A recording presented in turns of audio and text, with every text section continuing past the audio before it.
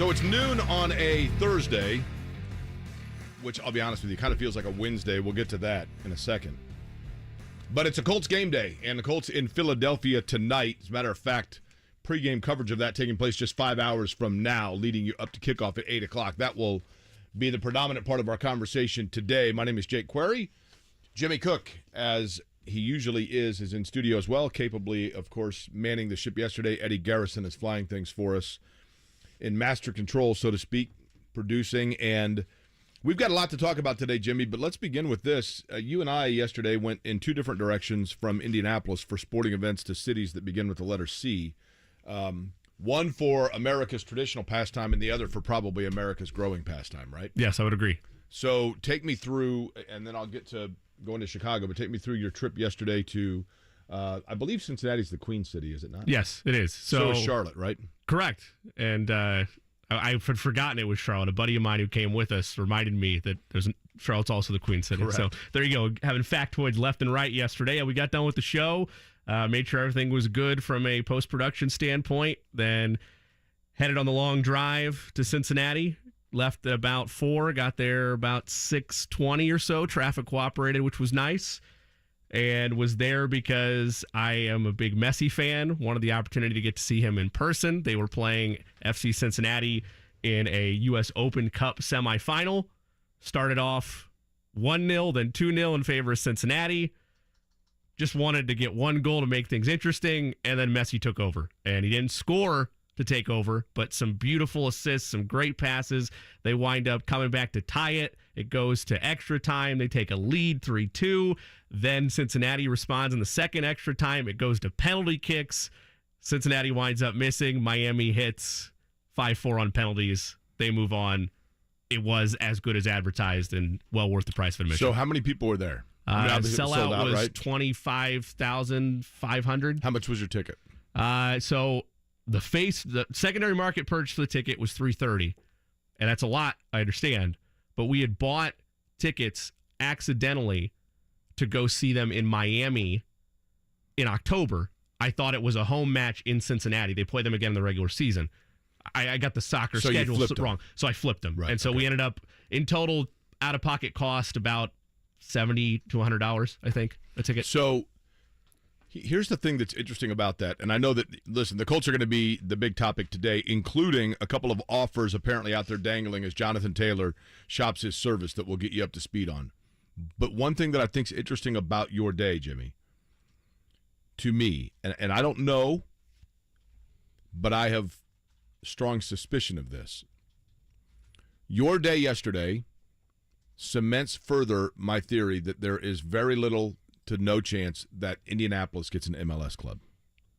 Yeah, that's my unfortunate feeling about it. Because Cincinnati, well, first off, I'm not even going to get into because people don't want to hear it, and I understand and respect it. Sure. The whole, like, $1 billion for a soccer complex on the west side, I think people know where I stand on that.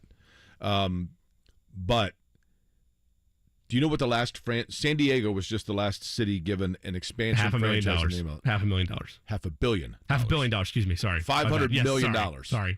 Twist the tongue, yes. $500 million. $500 million Yes. to join the MLS. And that's coming off of the previous, I believe, was $200 million. Yes. So at that rate, you would assume that with that escalation that it's going to be $750 million to $1 billion just for an organization to be admitted into the MLS.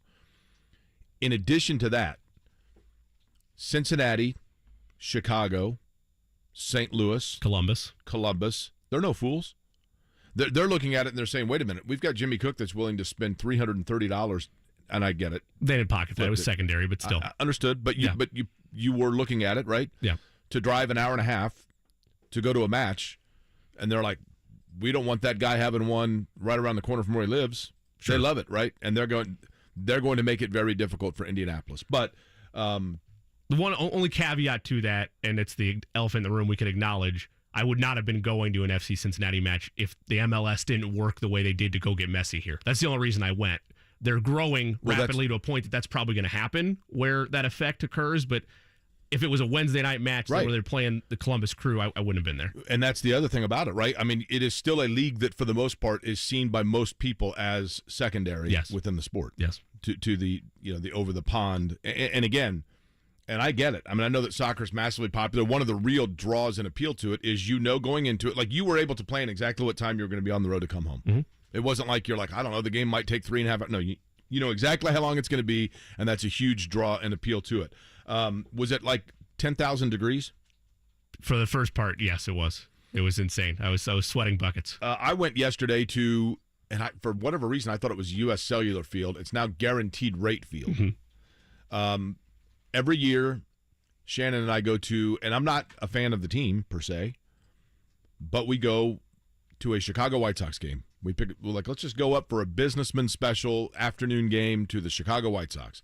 And obviously I had bought the tickets, done everything well ahead of when I knew that this was the shift that I was going to be working. I mean, originally I thought I was going to be getting off work at 10. So thank you to them for honoring that day off request. But so we drove up, and what are the odds that you're going to a baseball game in the city of Chicago and the heat index is going to be 107 degrees, which is literally what it was. 107 degrees, okay? So the seats itself, we get to and it's a nice park. It's right there off the Dan Ryan when you're going up. I mean, it's literally not, and this is not aggressively doing it, from door to door with a stop, 2 hours and 35 minutes, 2 hours and 40 minutes. So we get there, and the lower level, which is our seats were in the lower level, and Shannon's like, listen, we were in row 26. The lower level is like 35 rows. Rows 32, 33, 34, and 35 are under shade from the overhang of the mid-level. So you can guess where 95% of the crowd was seated in the last 4 rows of the lower level or the last 4 rows of the upper level because of the overhangs. The seats were melting in the picture that you posted. I don't know if you looked at closer and zoomed in, but there was actual plastic melting. And it was all plastic is all you could see, right? Yeah. It was definitely warm. I think the White Sox won. They were up 2-0 when, so we got there. We're like, okay, we're going to have 1 beer and a hot dog and then a ton of bottled water. We sat for 4 innings. At the 5th inning, we went to the gift shop, walked around there, walked around the stadium, went up to the top. There's actually a cool area on the 500 level at the stadium that when you go up to it has like a Chicago, you know how like the Indy sign that you do? Yes. They have one of those that's the Chicago script of the White Sox, and the skyline is right behind you. Literally the entire skyline, so you can take a photo. So we did that. You mentioned which stadium earlier this week. I'm forgetful on it. You mentioned the breathtaking Dodger Stadium. Breathtaking skyline. Yeah. I didn't say it at the time, but when you said that, I'm sure it's not as glamorous as the LA skyline, but that shot you're talking about is very, Chicago's very nice. A better skyline than Los Angeles, probably, right? Yeah. The difference being at Dodger Stadium, when you turn around, then you are looking right out over Chavez Ravine, and in Chicago, you turn around and you're looking at the White Sox, right? Fair. Hey, good afternoon to everybody. Again, on a Thursday, my name is Jake Query. That is Jimmy Cook, and it is Query and Company here. A lot to talk about with the Colts. Also on the program today, we'll talk a bit of a sidestep for a few minutes, just about 20 minutes from now. Ricky Taylor, who is going to be here in September running the road course at the Indianapolis Motor Speedway, but not in an Indy car. We'll explain what we're talking about that coming up here in just about 20 minutes. And then Sage Steele, who, of course, went to high school here in central Indiana, worked at Wish TV 8 right at the time that I was. Now, this is the uncomfortable thing, Jimmy, and we can ask her about this when it happens. When Sage Steele was at Channel 8, I was at Channel 6, and we were at IU at the same time. She is, I believe, 1 grade, to use that term, ahead of me. But I was at Channel 6 as, like, basically a total grunt. Not even on air at that time, I don't think. And I loved every minute of it. Working, cutting tape and producing and going out and doing interviews to get sound bites. When she was anchoring at Wish TV, when we first got out of IU. And we were neighbors to an extent at IU. But I didn't know her well. Now, professionally speaking, since she has obviously rose to the, really the highest of levels with 16 years at ESPN that just came to an end, when we have interacted, she says, like, oh, I remember you at 6. I think she has me confused with someone. Now, is this going to be uncomfortable? When I have her on, should I say, like, I think you think I'm someone else? Like, I think she thinks she's maybe talking to, like, Vince Welch. I was going to ask you if you had an inkling for who it might be she was talking about in that scenario. I don't know, actually. It wouldn't have been Vince because they would have worked together. Sure. I'm being somewhat facetious, but she's always like, oh, no, like, we came up through the ranks at the same time. And I'm like, Well, we kind of did, but you were like, I was playing like rookie ball, and she was already like in the AAA. You know what I mean? Yes. Or like on her way to the majors. But anyway, Sage going to join us at 2 o'clock. Let's get to the Colts. Kickoff tonight, 8 o'clock, pregame coming up at 5. Jimmy, when it comes to this, there is going to be so much made about Jonathan Taylor and Anthony Richardson. Those are the focal points. And we'll certainly, it's impossible to avoid those storylines. They're ubiquitous when you're talking about the franchise right now and the state of the Colts. But tonight, taking on Philadelphia, Shane Steichen going back and seeing a team with which he's familiar. Richardson is going to be under center. The positions, aside from those guys that most intrigue you, are where? Leading off, it's along the offensive line. And the primary reason for that is with how joint practices went this week. No Ryan Kelly, no Will Fries. And Eddie, you correct me if I'm wrong on this, and Jake, you can as well. I don't know if it's been officially announced what their status is going to be for tonight, if they are going or not. But let's assume they won't, and it is a depth offensive line look with some starters mixed in. That is a very real reality in the National Football League. If you simulate 7 or 8 weeks, the idea of having a completely offensive line or a completely healthy offensive line throughout that time is highly unlikely. You're going to need your rookie quarterback to be able to rely on multiple different protection sets. And I know that it's going to be the twos out there from a Philadelphia standpoint, but that doesn't matter to me right now with the repetition that he needs. So even though on the one hand, everybody's worried about, all right, staying healthy, nobody get hurt, nobody get injured, it does impact Anthony Richardson, though, even though I'm focused on the O-line group of how do these rotational pieces that are utilized throughout his time on the field protect him? Are they able to be as consistent as they were for, say, Sam Ehlinger at the back half of the game against the Bears? And how does he respond again with those type of different protection personnel that are there? The other side of things, and again, they're directly tied to both the people you've told me to stay away from in this scenario. It is the rest of the running back room, who we see get the majority of the carries along, again, paired with this offensive line, with the idea that Jonathan Taylor might not be, I'm not even saying might not be a Colt in terms of being dealt, but might not be available week 1, whether it's because he's on the PUP or because he's holding out. Whatever the case may be, you continue to look at this running back room, and it's like, all right, who is going to be not next man up, but we live in an NFL right now where the thought is you don't need a premium running back. You just plug and play a decent running back. As long as your offensive line holds up, they should be able to do the job. That's a theory that's been proven for other teams that operate by committee. The Colts might very well be operating by committee throughout the course of this year. I would like to be a little bit more on the stability side of the running back room.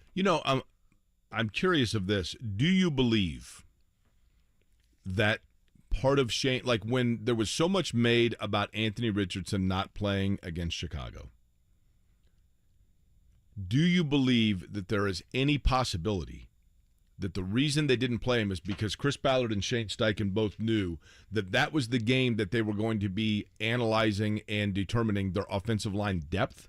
And so as a result of that, they knew it was a line that had not played with each other and that was primarily going to have some guys on the line that were not going to be playing on Sundays in 6 weeks or 7 weeks. And so therefore, it was better served to protect Richardson and not have him behind that. I think that weighed heavily on it. I also think when you look at the Colts schedule, there aren't a ton of situations where they are going to have the amount of back-to-back-to-back-to-back reps to live game action that they've had the last 2 weeks. When you look at joint practices going into a preseason game, going into joint practices, going into a short turnaround of a Thursday night football game, there's not a ton of those on the schedule to this point. And as a rookie quarterback in this league, with the factor of the offensive line still not being its true self, I think it was that, trying to evaluate the O-line for him, but also not wanting to risk undue stress that could lead to injury of having so much that happened this week. They clearly, or the last 2 weeks, they clearly emphasized the joint practices, like a lot of teams are, as the real evaluator for where their team is at. And I think a second preseason game was always on their mind, but they didn't want it to be sandwiched together the way that this last 2 weeks have had so much coming at him. You know, one of the things that, here's the thing about this Colts team, and I get it, it's a total reset. But I think that we are under the belief that the quarterback is the only area that they're resetting. And the reality is this. The reality right now is that the 2023-2024 Indianapolis Colts might be starting over at the quarterback position. But the real challenge for them is the fact that they don't necessarily have cemented footing around him in terms of other pieces. The roster is not very good. They have good players, but they don't have a plethora of good players at multiple positions. Like, I think, Quentin Nelson, when healthy, was really good. But we're not talking about the fact that Quentin Nelson last year wasn't healthy and has had, multiple surgeries. How's he going to be this year? Big question mark. Ryan Kelly, when at size and healthy, is good. But last year he was undersized. He lost weight. I totally understand, respect, and almost give a pass to the personal issues that he and his wife were going through that might have led to his slide from a play factor, focus factor, and weight factor, right? Yeah. But that's a question mark. What is he going to be this year? Bernard Ryman started to show last year towards the end of the year that, yes, in fact, he might be a left tackle that you can have for a while and keep as your centerpiece and your pillar. But he was learning on the job. And he was not only learning on the job, Jimmy, he was learning on the job with people around him that were not playing at their 100%. Yeah. So how is he going to adjust to that this year? Defensively, they have guys that show flashes or look the part getting off the plane at the airport, but it hasn't translated to consistent play. Their pass rush, Kwity Paye, Dio, DeForest Buckner's obviously a very good player. But some of the youth around them, they have at times shown the flashes to justify where they were selected and the faith put in them, but not consistently.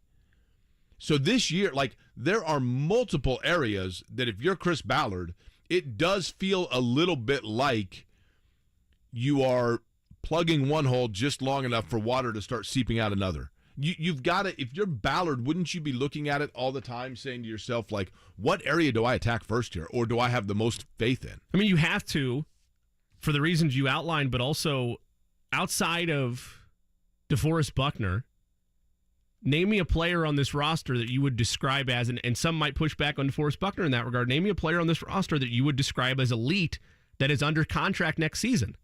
Because I get it, Michael Pittman Jr. will probably get worked out. If the Colts want to retain him, they will do that because it's a premium position. But if Jonathan Taylor's on his way out, going into this season, we can buy in and get behind hope and another leap forward for Alec Pierce, and that Josh Downs turns into something special as a rookie. We can project those out and hope for that. But there's no definitive, I look at this player right now, and he's an elite talent in the National Football League. They don't have one outside of DeForest Buckner and maybe Anthony Richardson if he takes a leap this year, going into next season under contract where you can confidently say, we have that position worked out. Right. That's not a shot at Juju Brents. That's not a shot at anybody along the offensive line. It's going off of what we know about this team right now with the unknowns of this season that could change that both for the positive and for the negative. But right now, on August the 24th, there's no elite position player for the Colts that is under contract next season, outside of, again, maybe DeForest Buckner. You ever, are you a hockey fan at all? Not really. I know, okay, I'll get into playoff hockey. But you like soccer, yeah, right? Yeah. So in soccer, I don't know if this is the case as much in soccer as it is hockey. I'm not a huge hockey fan either. I can't argue against playoff hockey. It's electric. Is what you know what's interesting to me about hockey, and I think to an extent soccer, okay? I think both of them, and I've always felt this way, Jimmy, about auto racing if you grew up in an area that doesn't have auto racing. But notably, soccer and hockey have one thing in common. I think that they are sports that are probably more simplistic than the novice thinks, and so people get intimidated by thinking that it is more intricate than it really is. So when I watch a hockey game, I'm watching it thinking that I'm only understanding the checkers and they're actually out there playing chess. And in reality, they're kind of playing checkers. It's not as complicated, I think, as I've always wanted to think that it is. Soccer, I think, is the same way. People get intimidated by it because they're like, well, there's one guy, but there's got to be other stuff going on. And it actually is no, there's midfielders that their job is to defend, and then there's wings that set up for the striker. You know what I mean? It's pretty simple in its pure form. But in hockey, a team can get on a hot streak in the postseason, notably in the playoffs, with a hot goaltender. Yeah. You get a goaltender that goes through a 2 to 4 to 5 week stretch where they're in the zone, and I do believe in the zone. I don't know if you've played sports and been in the zone before, but where like everything just slows down and like you just feel like everything you touch turns to gold. And goaltenders can get into that zone where they're stopping everything. And I think one of the tricks in the National Football League at determining the long-term value of players at the cornerback position is I do think that cornerbacks can get into a zone and they can go through periods where they're like a goaltender on a hot streak. And so you're watching Pierre Desir, or you're watching Kenny Moore the second when nobody knows who he is at first. And you're thinking to yourself, holy cow, this is the next Deion Sanders. This is the next, Champ Bailey. Yeah.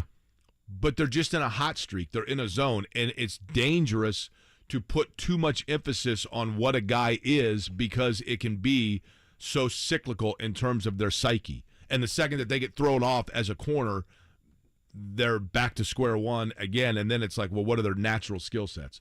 So I think for the Colts at the corner position, because it basically is, there are so many guys that are rotating through, you've got to determine, Dallas Flowers, Juju Brents, who I think Juju Brents has a lot of raw athleticism and size, which is intriguing. So he has the baseline you're looking for, but you can't get oversold, if you will, based on that. Does that make sense? Yes, it does. I mean, and that's one of the reasons why we're not in a situation like this yet in Indianapolis, but that's why in today's NFL, we talk about how running backs are often not evaluated the right way, and it's been an adjustment period where they're no longer overpaying that position.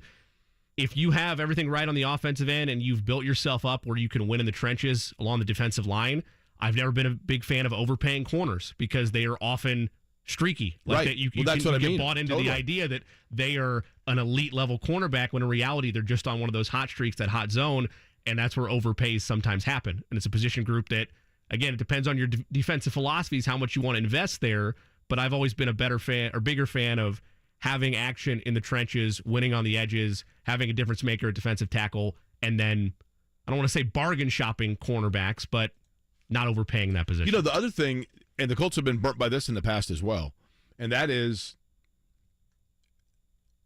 by believing too much into what we're talking about and having a corner that is really good, but convincing yourself that they're asking you to commit to their hot streak. And I think, and I'm going way back here, I know, but they had certain guys like Jason David was a guy that was a situational corner, and I think that they thought that and they knew Jason David was a situational corner. And I think it was New Orleans signed him to a big deal and found out like this guy was only good because of the situation he was in Indianapolis. Like they kind of protected him, right? And Peyton Manning was the first to figure that out because when they went to New Orleans, he's like, I'm just going to throw 8 touchdowns this game, all at Jason David, right? But there have been other guys in the Colts past, way back, notably, that were really good young corners that I think the Colts thought, well, we're not going to overpay based on their hot streak, and we'll let them go elsewhere. And then, like the Ashley Ambroses and the Ray Buchanans of the world have gone on to be really good players, and you think, man, maybe they should have locked that in. But it is a roll of the dice. I mean, you just never know, right? You absolutely never know. Jonathan Taylor has some, perhaps, resumes to look through. We'll explain what we're talking about with that. And then again, Sage Steele joins us at 2 o'clock today. You are listening to Query & Company, 93.5, 107.5 The Fan.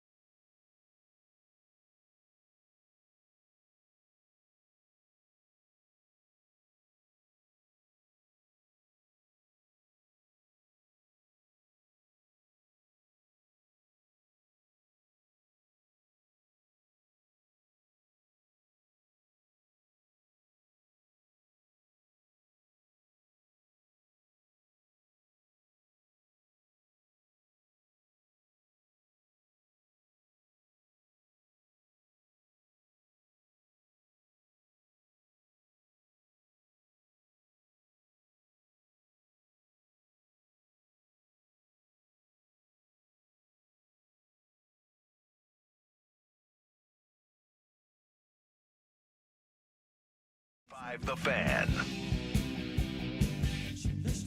Ricky Taylor of IMSA Racing going to join us here in just a little bit on Query and Company. Jake, while you were out yesterday, we dove into a lot of the rumor mill of teams that might be interested in Jonathan Taylor or where he might go. And one of the more fascinating elements of it is not just the destination, but the fact that a lot of these reporters out in these different markets that are talking about whether the Bears are interested or the Dolphins are interested is the figure of per year salary for him that they speculate he might command. It's been in the $12 to $15 million range. And that got me to thinking, if I'm a Colts fan and I see it as a second and a fourth rounder or second and a fifth rounder or something like that, Jonathan Taylor moves on. If he signs a 3-year, $12 or $13 million deal, I would scratch my head and think, well, that's not that tough to stomach for a 24-year-old, even at that position. That's not overly resetting the market money. That's not quite average, but it's in about the Derrick Henry 4th, 5th, 6th highest paid running back per year range. Yeah, here's the catch-22. I agree with that. The real challenge, Jimmy, for both sides is this. And this is where you ever seen that meme? I think it's called a meme. Maybe it's a GIF. Did you say GIF or GIF? I usually say GIF, but I get yelled at Eddie, for it. Which one do you go with? GIF. I'm kind of with Eddie on that. Because isn't it graphic something? Yeah. I don't. But GIF, I understand, right? Yeah. I mean, I like peanut butter. It's cool. So, but the one of the two Spider-Men, the two Spider-Mans pointing at each other. Pointing at each other, yes. You know, basically meaning like you have a standoff of equal strength. Yes. This has that feeling. I did a radio hit, to use that term, last night. I did a phoner, you know, just like when we have on people from different markets to talk about, hey, so-and-so from Philadelphia is here to talk about the Eagles.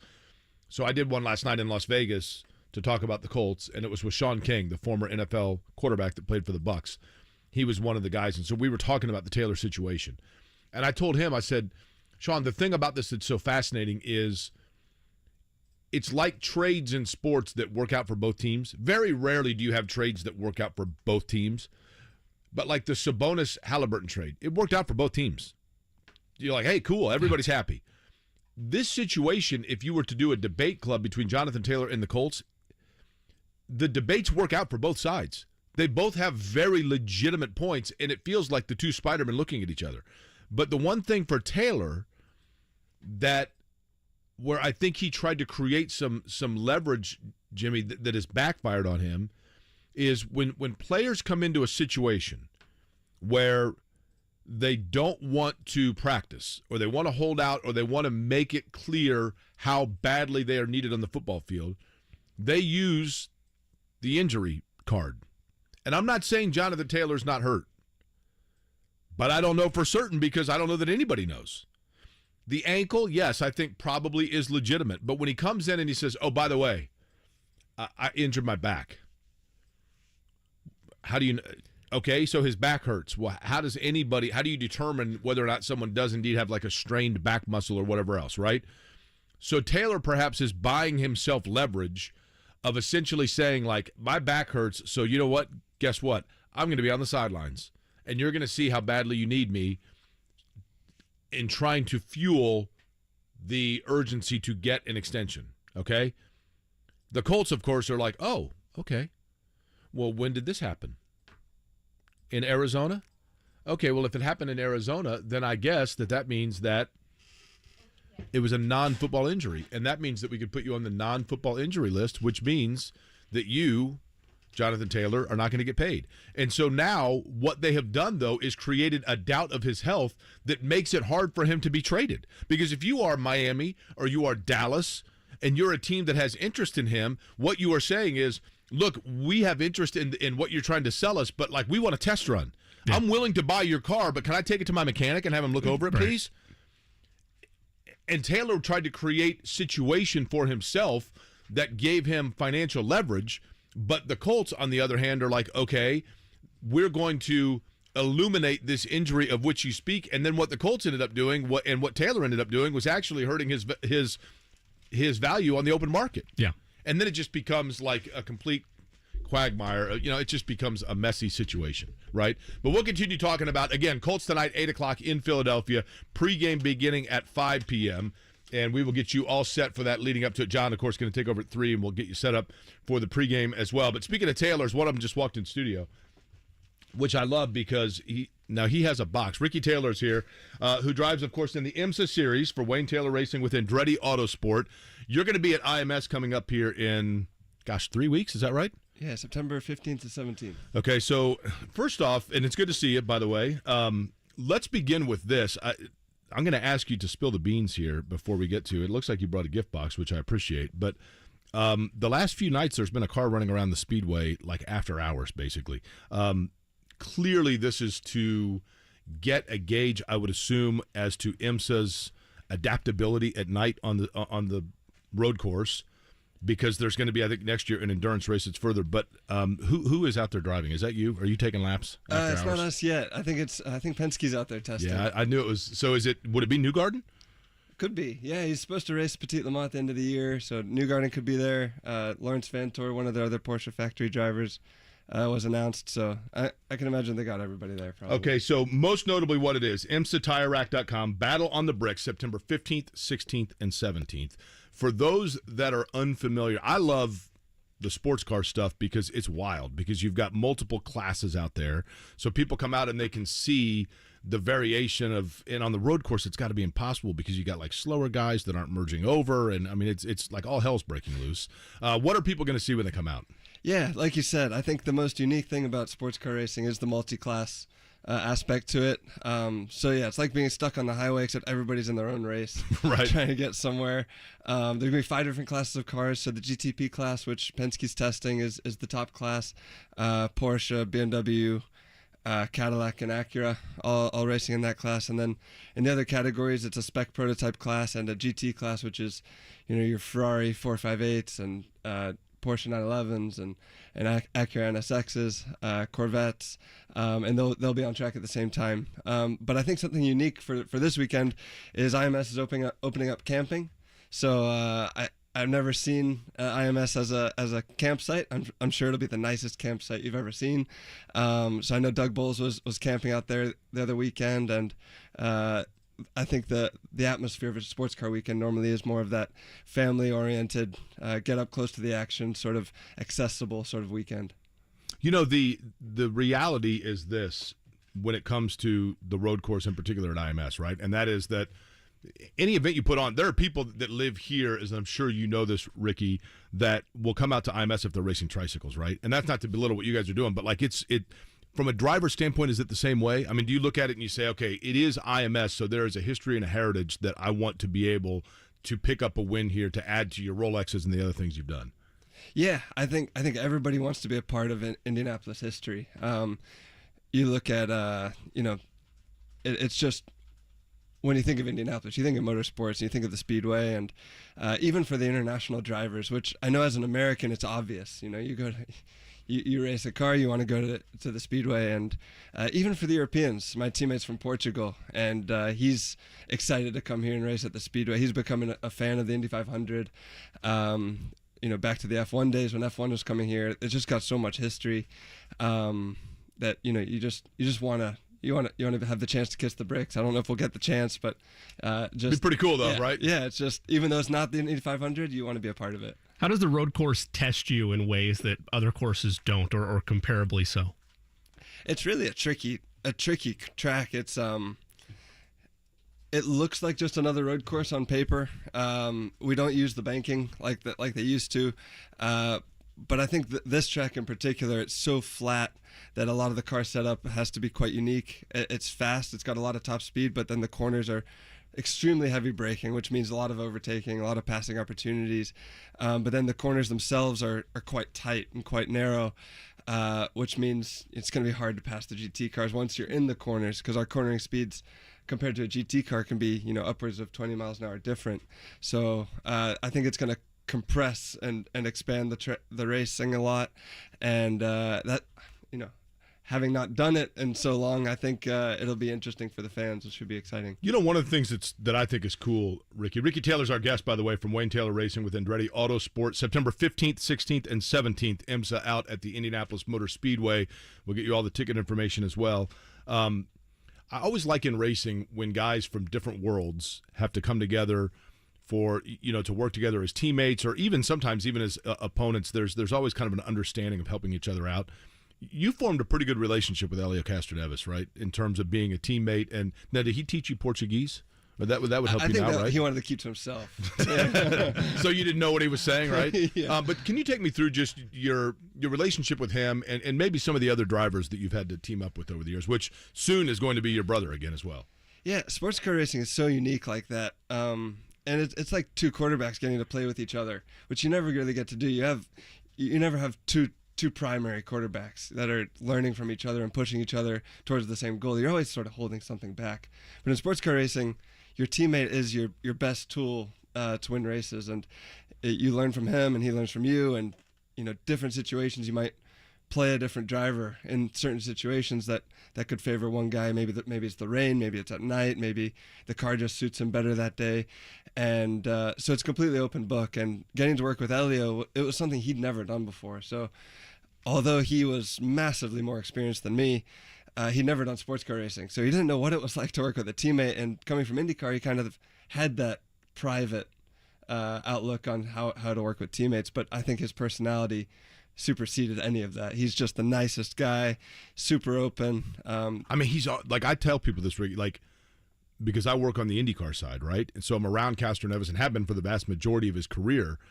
And it probably took a couple of years before I realized, okay, this isn't an act. Yeah. Like, that really is how this guy is, right? I mean, he has his moments, sure, but for me, the few times that I've seen him have those moments where he's not like at 100 miles an hour of happiness, he's come back later and said, like, hey, man, I apologize. Like, he is a genuinely, to me, salt of the earth soul that is just, his outlook is contagious, right? Yeah.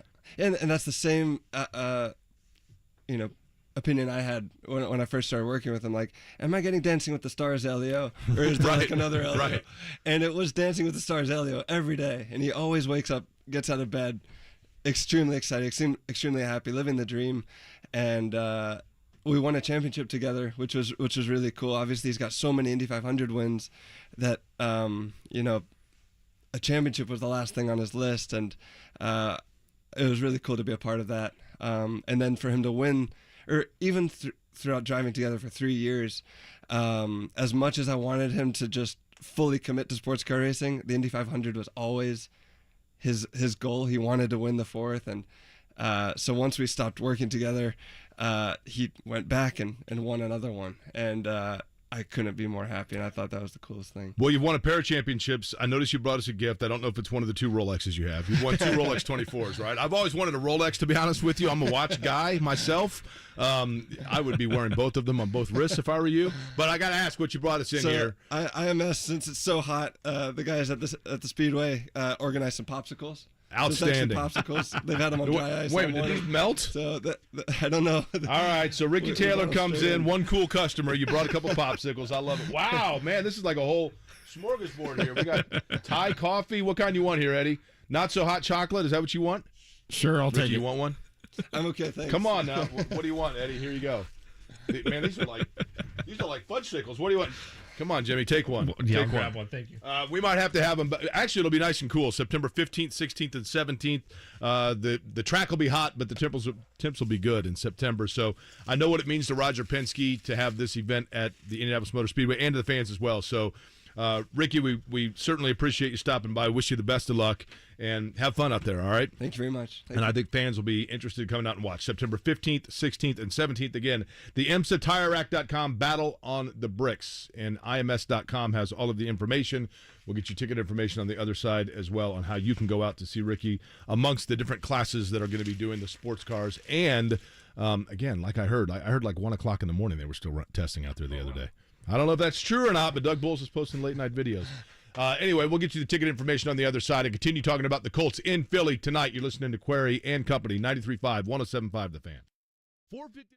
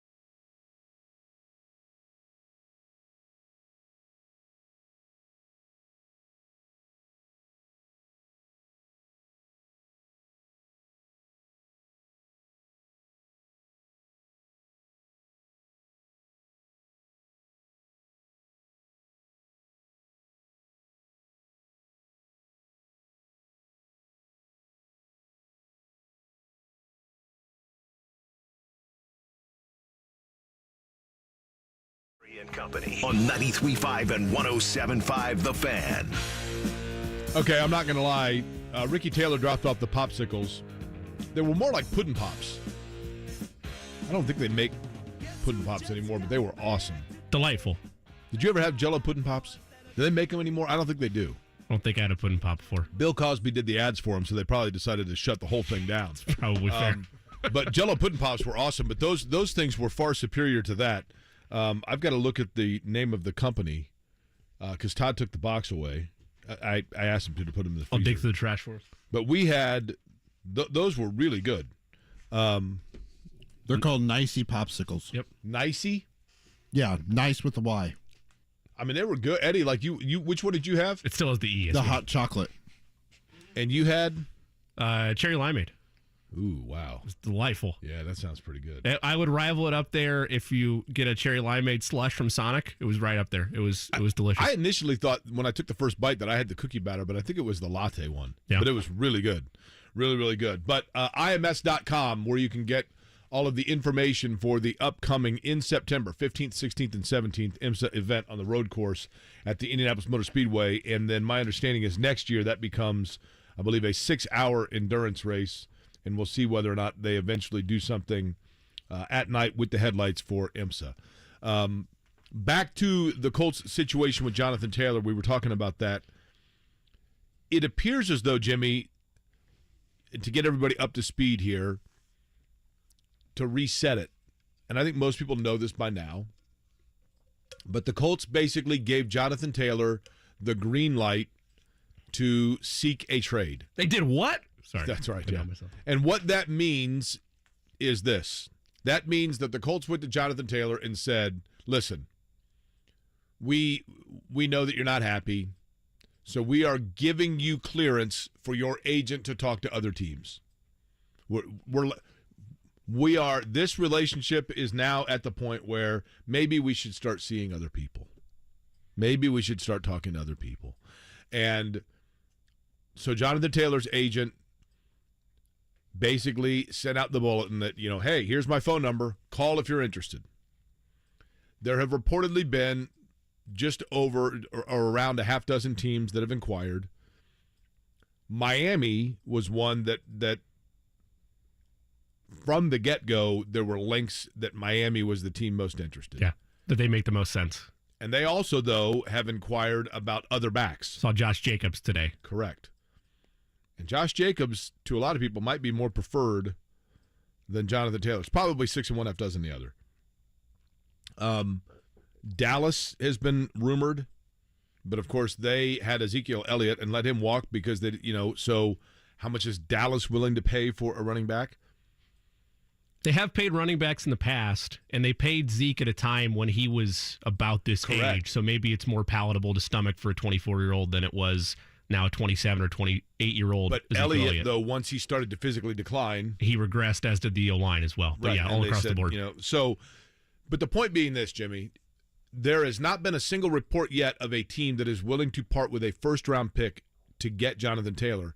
And the Colts are basically saying, we'd like at least a first-round pick to give up Jonathan Taylor. And there is not a team out there, theoretically, that is going to give up a first-round pick for a running back that is coming off injury, that we don't know the depth of that injury, and who has a year left on a contract that wants to be extended. So if you get him, you are if you have to trade a first-rounder, you are only doing it if you know that you're going to be able to re-sign him. There's a difference, because my language here is important.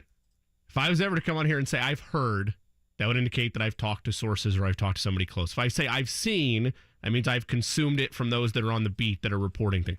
I have seen as well that perhaps multiple day 2 picks would be enough to get the Colts talking. But the first round pick appears to be the bar.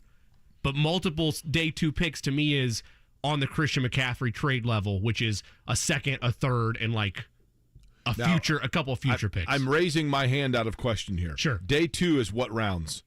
Because there's 3 days, right? What is it? Is it 2 through 4? I think that's right. Correct. And then 5 to 7 is day 3. I've also seen something where it's like the Carson Wentz trade, where it's a second-round pick that can turn into a first with increase levels depending based on how many circumstances. Yeah. downs he plays. Yes. Because if the bar is a first-round pick, if that's what the Colts have set, then I don't want to, lie is such a strong word. Okay, does that it's a disingenuous exercise to say that Jonathan Taylor's agent can go seek a trade for him because no one's going to give them that. I mean, no one's doing it. There's not going to be. I don't think this feels very extreme to say. But the Colts knew that, Jimmy, and what the Colts said was, you know what? Fine, go see what your value is. Have that, right? If I went to Urban One Radio, who owns this company, and I said, you know what? I'm just not happy with this. The parking garage where we park, I've got to go down 2 levels, and then I got to go up elevators, and there's just a lot of factors about my job that I'm not content with. I'd like to go work for another radio station. If Urban One Radio said to me, okay, then you have the freedom, because I have a non-compete in my contract. If they said, we're lifting your non-compete, you go out there and you find what's out there. You know what? I'm going to find out pretty quickly. I've got a pretty good situation. Sure. And maybe forcing me to look around to see what else is out there illuminates to me that my situation's pretty darn good. Those would be equal comparisons if Jonathan Taylor was a free agent this year. The Colts told him, this is our offer, but hey, go look around and see if there's something else you can find, and then come back to us. The extra caveat is, in your scenario, a company would also have to be giving Urban One something in return. That's true. To then pay him. Ain't nobody giving up anything to get me, right? But the point being, I do think that the Colts did a power play to Jonathan Taylor to say, see what's out there, and they did so with the understanding that the odds were high that it was going to prove their point and help their value. But, and sometimes and I don't want to turn this show into a national guys don't know what they're talking about platform. People have heard that before. But I did see something about the Jonathan Taylor situation where I thought to myself, I thought that was common knowledge. But a new report that came out today from a national standpoint seemed to be news to people, and I thought it was common knowledge. So then I thought to myself, maybe we didn't do a good enough job of making the knowledge common to our listening audience. So I'll tell you what that latest development is about Taylor, and I'll do it next.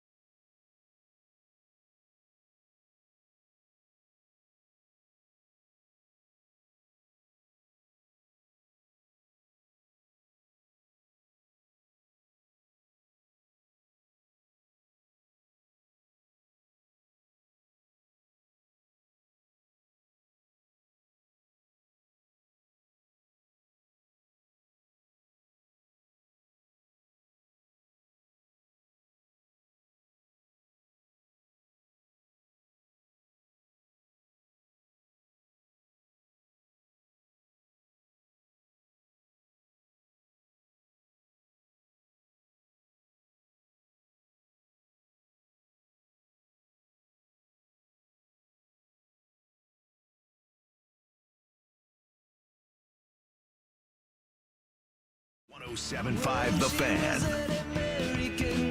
1 o'clock hour here in Indianapolis on a Thursday. For that matter, it's the 1 o'clock hour everywhere in the Eastern time zone.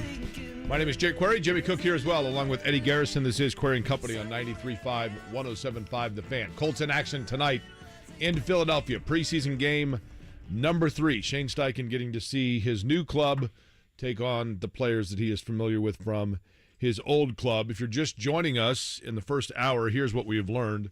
We learned that Ricky Taylor is going to be racing along with IMSA at the Indianapolis Motor Speedway September 15th through the 17th. As a result of that, he brought by Nicey popsicles, which are delicious. Eddie Garrison has the ability to eat a popsicle in less than 2 bites, which was impressive to witness.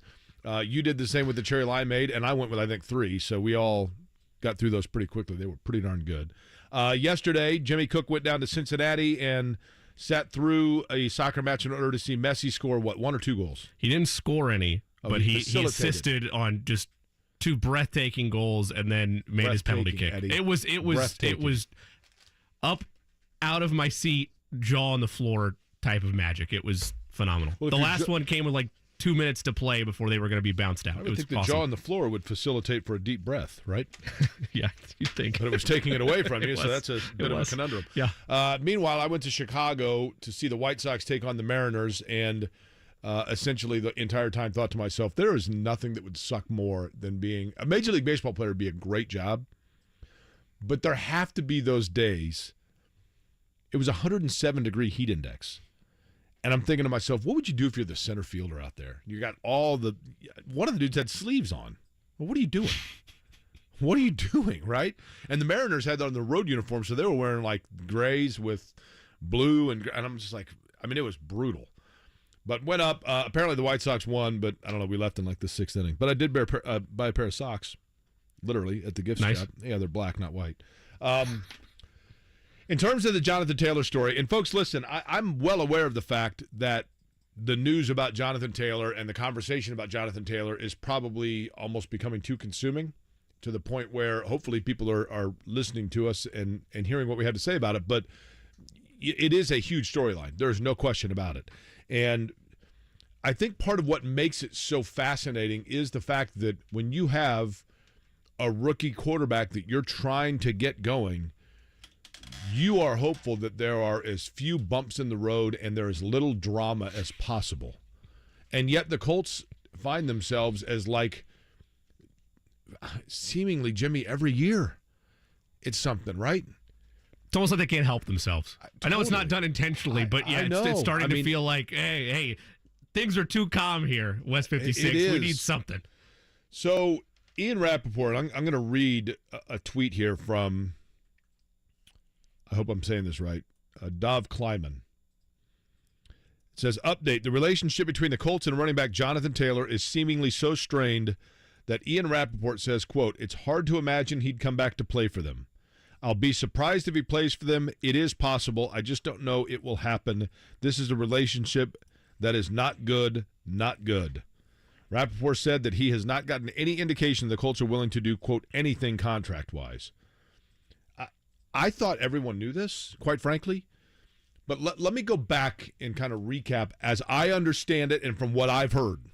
And, Jimmy, you can do the same, right, of what you've heard from the conversations and, for me, from being out there at camp and talking to people at camp and the bus conversation with Jonathan Taylor, the yacht Jim bus. Irsay, et cetera. The what's that? The yacht bus. That's right, exactly. Yeah. Yacht bus is a good way to say it. Yep. Next to the rooster, who I'm worried about the rooster. Last 2 times we were at camp, I did not hear the rooster off of Grand Park. I hope he's okay. But Taylor, and I don't know what the genesis of this thought process was. My suspicion is that last year when Jonathan Taylor hurt the ankle, that there may have been some, difference in opinion, either in the way it was treated, what the expectation were or was for a timeline for him. I don't know what the thought process was there in terms of where there was a divide. But there is certainly precedent, Jimmy, when it comes to players being hurt. And there's precedent within this franchise when players are hurt in terms of difference of opinion on how to get it treated. You know, when Edgerrin James had his knee injury, he went to Miami and had, I believe it was Dr. Uribe, do his knee. The Colts wanted him to stay with, at the time, if I'm not mistaken, I mean, we're talking 20 years ago, the Colts wanted him to do like with a Colts physician. And he went to Miami, and, you know, and in that case, of course, Jim Irsay and Edgerrin James are literally like brothers of one another. So all's well that it did well, right? When Peyton Manning had his neck procedures, you know, Manning went off-site for, if I'm not mistaken, I know he did rehab he was throwing at Duke, and I can't remember where he had the procedures done. And I don't remember there being discrepancy, but there was always there was a lot of uncertainty as to what the timeline was for him. And I know Manning was frustrated by that. Andrew Luck is the big one. Andrew Luck, when he had the subluxation of the shoulder, he wanted a Stanford doctor to do his procedure, you know, about the snowboarding incident and all that. But he went off-site also. So that's not an indictment on the Colts, but rather to say that there is historical precedent that oftentimes, understandably so, players, if you're an NFL player, Jimmy, your body is your livelihood. That is, an NFL player's body is to him what a paint bucket is to a painter, or a, you know, whatever it might be, is a microphone to us. A microphone to us. Thank you, Eddie. So you want to make sure it's in the best shape possible, right? That's your brand. On top of that, for me, if I was a player in the National Football League or any sport, this isn't an indictment on the Colts, and it's an indictment on the league as a whole. Man, that was bad. It's not an indictment on the league as a. It's an indictment on the league as a whole. If I was a player, I would not trust the team doctor necessarily totally agree, to have because my best interest.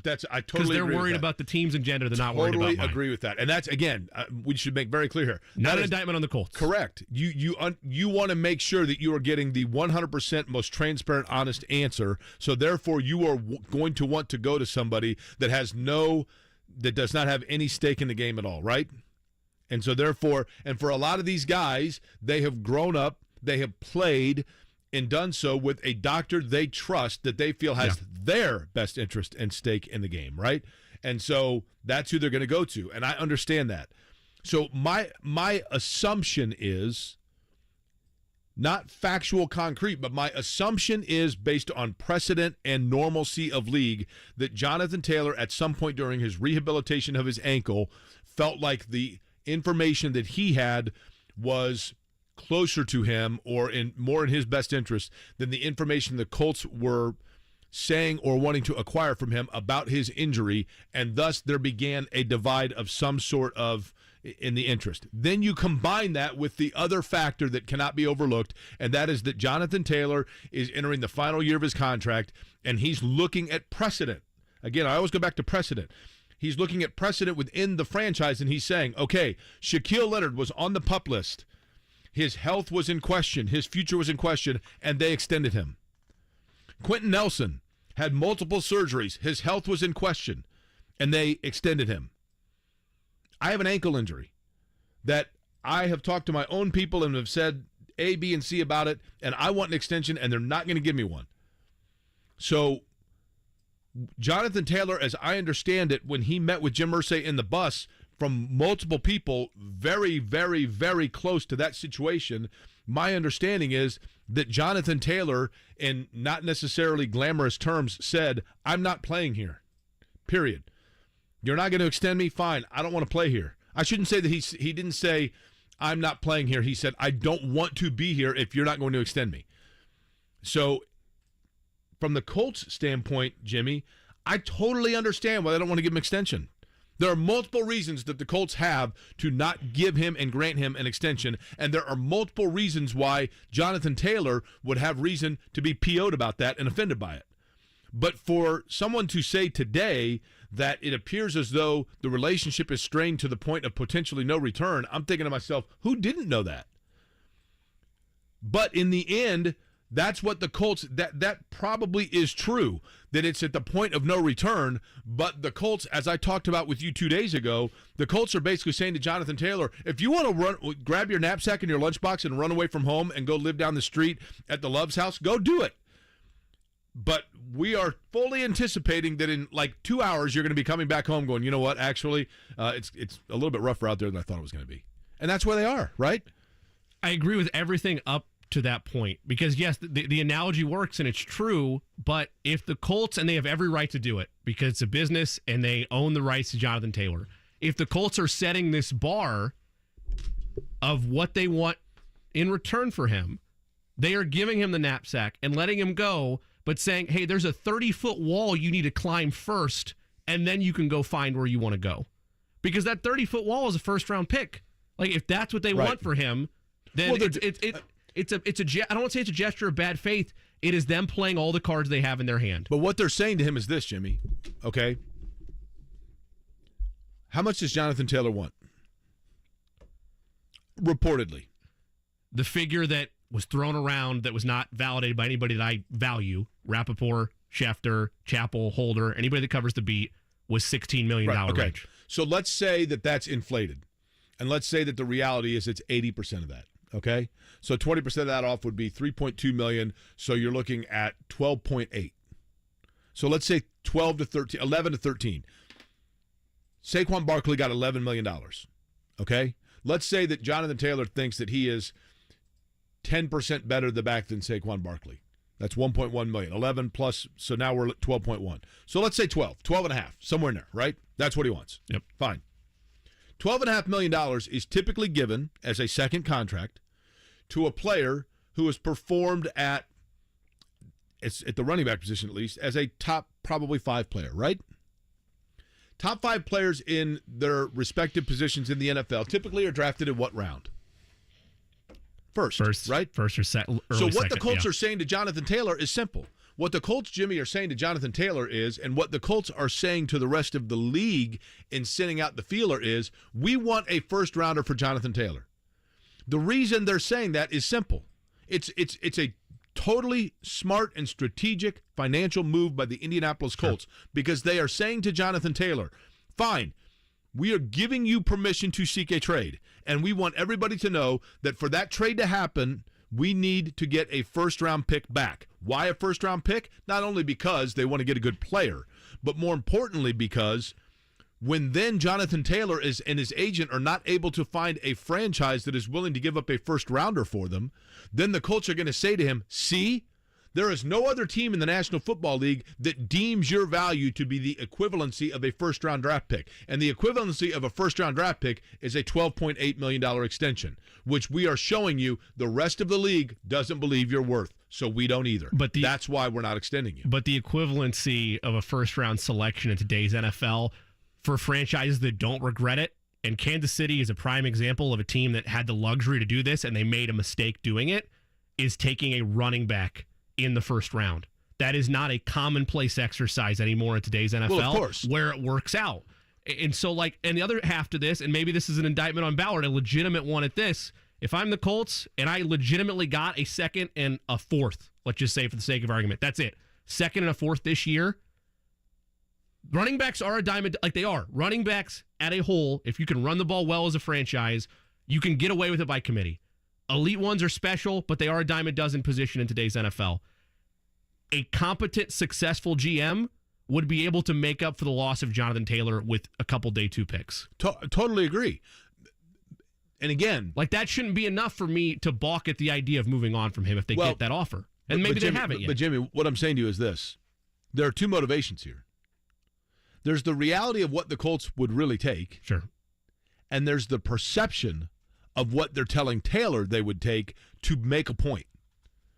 They're making a point to him.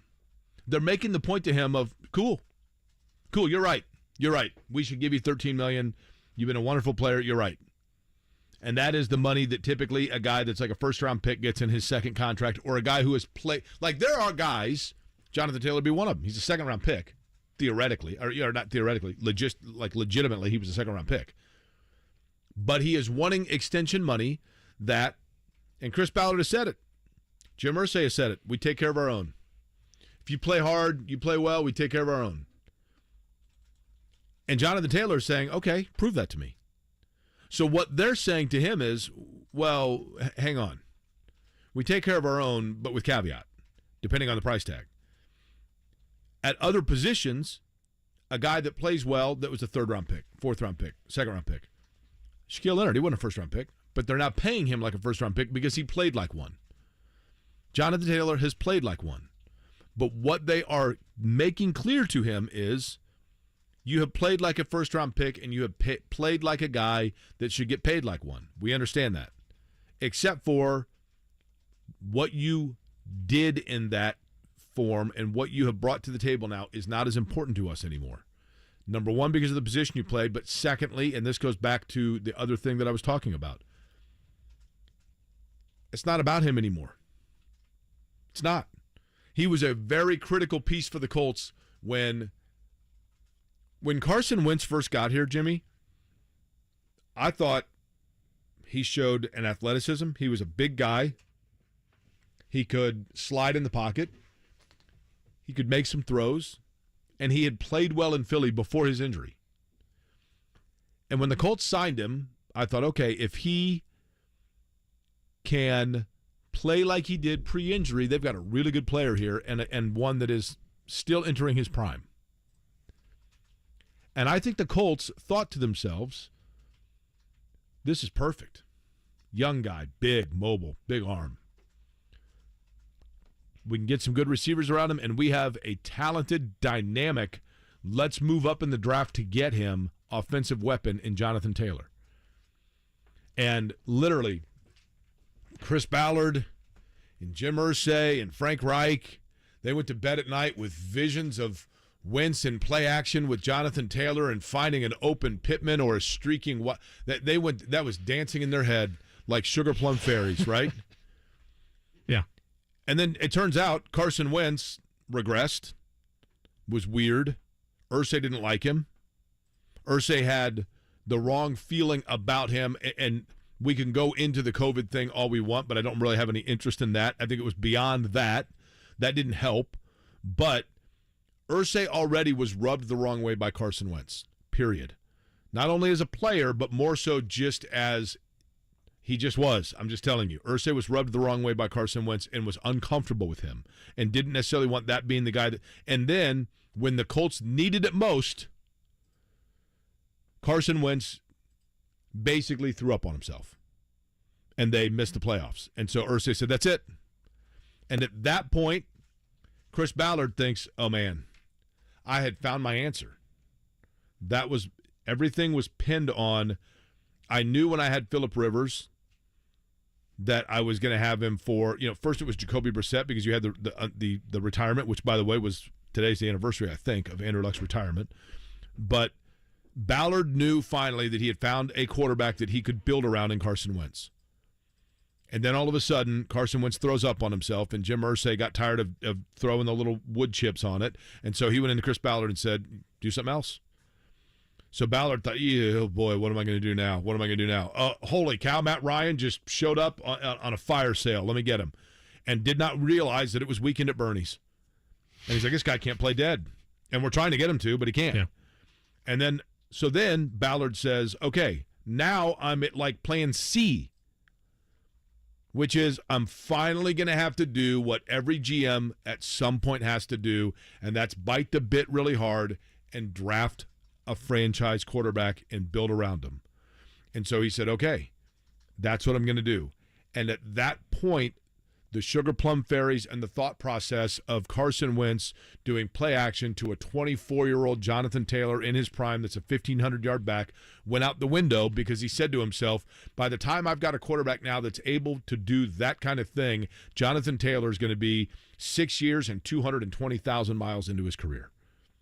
So the timelines don't add up. So thank you so much. We loved what you did for us, but we just don't have the need for you anymore. You were a super, really nice winter coat that we bought for ourselves when we were living in Indianapolis, but we just moved to Miami and we don't need it anymore.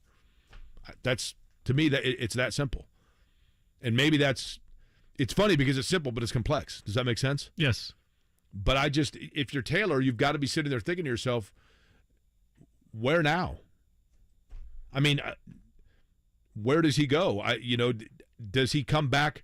He's trapped until the Colts finally give away the winter coat. Like we said about they don't need him anymore. The Colts have the leverage, right? But they don't not need him anymore to the point that they're willing to just give him away. And I don't blame them. You shouldn't ever do that in business and life. Like, it's not a successful business operation. Just give away your best personnel for nothing. It's not what I am inviting the Colts to do here.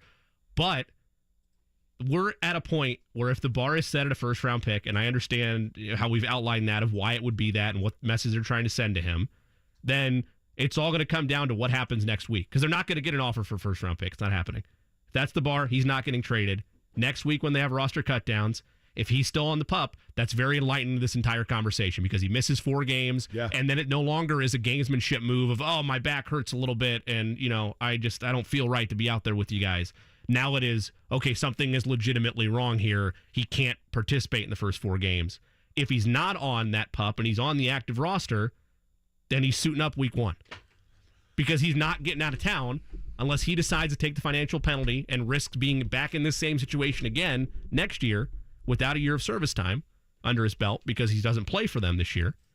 Or he plays this year under a $4 million contract, and we do the same song and dance over again next year. Because if I'm the Colts and he performs at a high level, I'm tagging him next year. Right. Well, and then having the song and dance again. And he knows that, right? He knows that. The thing is, it's in Taylor's best interest to get out there and play somewhere. Yeah. Because he wants to show he's in a contract year, right? It's hard to show your value in a contract year when you're not playing. So he's kind of in a rock and a hard place. So, but I think he does not want to be here. But it may turn out that he doesn't have much of a choice. Because it's not a carrot dangling in front of him for this contract year. It's a carrot that's spoiled because there's not a big contract of riches waiting for him. It's a $10 million tag. And not only that, here's the other problem. I mean, the Barkley thing really threw a curveball at him. Because when Saquon Barkley, who is a better player, basically tried to play hardball for like a week. Like Saquon Barkley got up on a Monday morning and was like, I'm telling right now, I'm going to represent all the running backs, and I'm going to stand up to it, and I'm going to tell these guys, down with the tyranny, running backs for life. Yep. And then on Wednesday, he's like, yeah, actually, I'll sign for $11 million because there's nothing out there. By the way, when I knew that I was moving to the midday slot, which I did on Monday, one of the things I thought to myself was, you know what? I love the fact that now that I'm, it's different because when you're doing morning radio, people are getting up and you're their soundtrack while they're getting ready for work, and they're getting the kids ready, and they're making breakfast, and then they're on their way to work in the car. When you do midday, it's a little bit different because people are already ingrained in their day. If they're listening to you, then obviously, which I greatly appreciate, people are either like out on lunch or they're at work and they've got it on in the background. And I've had guys in the past when I've done later day radio shows that would call in. I think they were hiding under their desk because they didn't want people to know that they were calling from work.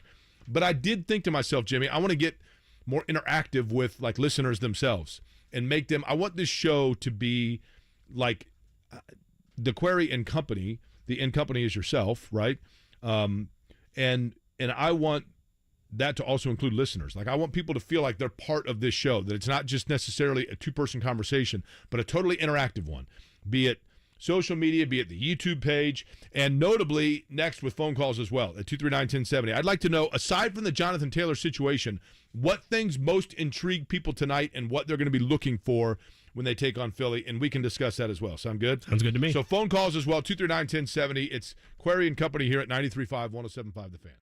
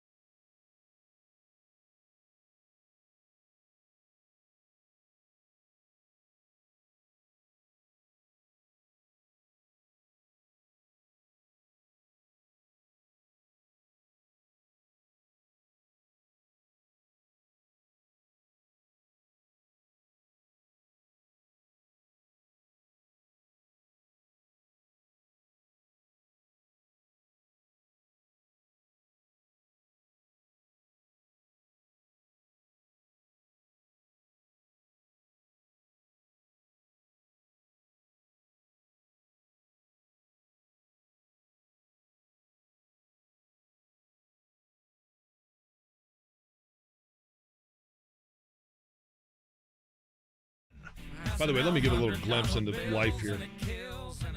The headsets that I'm wearing, Jimmy Cook, what do you notice about them? The cords look like they could be used by a giant. It looks like the length of like an anaconda or a... Like I could jump rope this thing, right? Yeah. So literally 17 times per show, I either step on the cord, I roll over the cord, it gets caught in the chair, and then like these things fly off of me. I can't hear anything. I live by a BYOH lifestyle. Bring your own headphones? Yeah. That's probably smart. Are those your own headphones? Mm-hmm. Yep. Are they expensive headphones? Got them when they were on sale, $100, I think.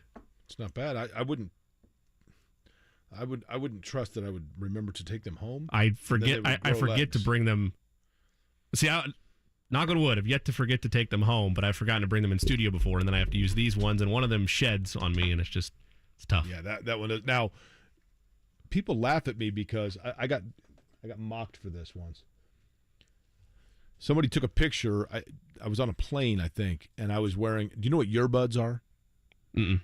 Earbuds are basically earbuds that kind of lock in. It's hard to explain, but they're a little bit bigger. But you put them in and then turn, and I love them because they're basically like it's almost like they're custom made for your ear itself. They're not, but they just don't come out, and they're totally waterproof, but they're wired. Now I have AirPods, right? But I'm telling you, like the sound quality of them and the reliability of them. First off, you never have to charge them.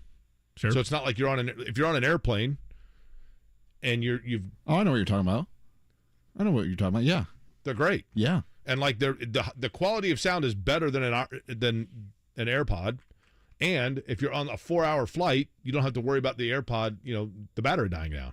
And people are like, why in the world would you be listening to, like, you're using wired headsets? What do you, like, you use a beta player also? Well, yeah, probably. I mean, most battery-powered headsets, though, like these, for instance, have about 12 hours of life with them. Unless you're flying cross-country, you're going to be fine. Well, that's what I'm talking about. Like, if you're flying, like, I think I was flying to, actually, I think it was, to be honest with you, it was a flight that I was taking from here to Barcelona. So it was an 8-hour flight. Okay. And I'm like, yeah, I mean, AirPods won't get you there. Most over-ear headsets like these Beats will, but yeah. But I'm telling you, like, if I gave them, if you put them in, you'd be like, okay, yeah, I get it. Like, because they're super comfortable. Sure. And they're great. Like when I work out, they're perfect because they're totally waterproof. Have you ever gotten like water on your AirPods? Yes. Yeah, forget about it, right? Yeah. It's not good. Game over. Colts tonight in Philly taking on the Eagles. 8:00 kick. Pregame at 5:00. John will take you from 3 to 5, and then we'll hand it over to the Colts Radio Network. Joining us now on the phone lines, we've got two A's lined up. Which one do you want to go with first, Eddie? Let's go with the Colts quarterback, Anthony. That would be Anthony, who joins us on line one, but I'm assuming not Anthony Richardson. Hi, Anthony. How are you? Yeah. Sadly, my checkbook doesn't look as good as his right now. That's right. He puts the rich in Richardson. That's for sure. Anthony, do you go like by that. Tony ever? Just Anthony? Yeah, I do go by Tony. It's just everyone who knows me, unless my mom's mad at me, I'm Anthony then, but I'm Tony 99% of the time. I was going to say, so, like, for me, and I'm not even going to say what it is, Jake is not actually my birth-given name, but I've gone by it since I was, like, 3 years old. So if I hear my birth-given name, it's very uncomfortable for me. So do you want me just to call you Tony? Yeah, that's fine. Okay, Tony. All right, what's on your mind, Tony? All right. Well, see, now I'm curious of what your actual real name is. Well, But, you know what? Kevin used to say it on the air every once in a while, and I'm like, yeah, man. I'll give you this, Tony. I must have missed it. I will give you this. You ready? Sure. So you know that my name is Jake. Right. I was born in 1972. How old a fella are you, Tony? I'm 34. 34? Yeah. Okay. When I was a wee lad, my birth-given name, I believe, was the number one most common birth name for probably the first half of the 70s. And as a result of that, my mom was a preschool teacher and noticed that every third kid had my name, so she began calling me Jake to differentiate. And it somewhat relates to, it's my birth-given name. Kind of. Not relates to, but like it's in the ballpark. So I will give you one guess, and if you're correct, I'll let you know. Okay. Your guess is? Does it end with an OB? No, actually, my life began with an OB. Dr. Turgeon is the one that delivered me, but no, my name does not end with an OB. No. All right. Well, transition. I just kind of want to talk about Taylor a little bit because the players union or the NFLPA, I've been part of a union for a long time now, and everything's for the greater good. No matter how much it kind of sucks or stinks, he's still making $4.5 million this year, even though I know the next year is not guaranteed, but. This, because the NFL and the Players Association met a couple years ago, right? And this is just kind of the way everything's playing out. I understand it's frustrating. So you are in a union, correct? Yes. Okay. Yes. Tony, I think what happened is this, and I get what you're saying. I think what happened is that Taylor. The NFL Players Association, and this stuff becomes, Tony, a little bit out of my level of comprehension, admittedly. Right. But I think that Taylor I'm trying to soak it all in too, because being in the union and then also but being able to make millions of dollars, I'm trying to soak it all in and I break it down in my little brain. Well, and that's the thing, Tony. I mean, the reality is that these sorts of numbers. It becomes impossible for the common man, right? There is no relatability to it, okay? But, and Jimmy, you help me out in my comprehension of this. My understanding is that basically Jonathan Taylor and probably Saquon Barkley wanted to reestablish the market value for the running back position. I didn't really understand what Irsay was talking about when he said the NFL Players Association had an agreement. It was beyond my level of comprehension as to what issue he was taking of where they were bucking the Players Association agreement. I mean, but I think they were trying to reestablish the determined running back market value. And I think Jim Irsay felt like he had a responsibility to basically represent his own union, which is the union of, for lack of a better phrase, of owners.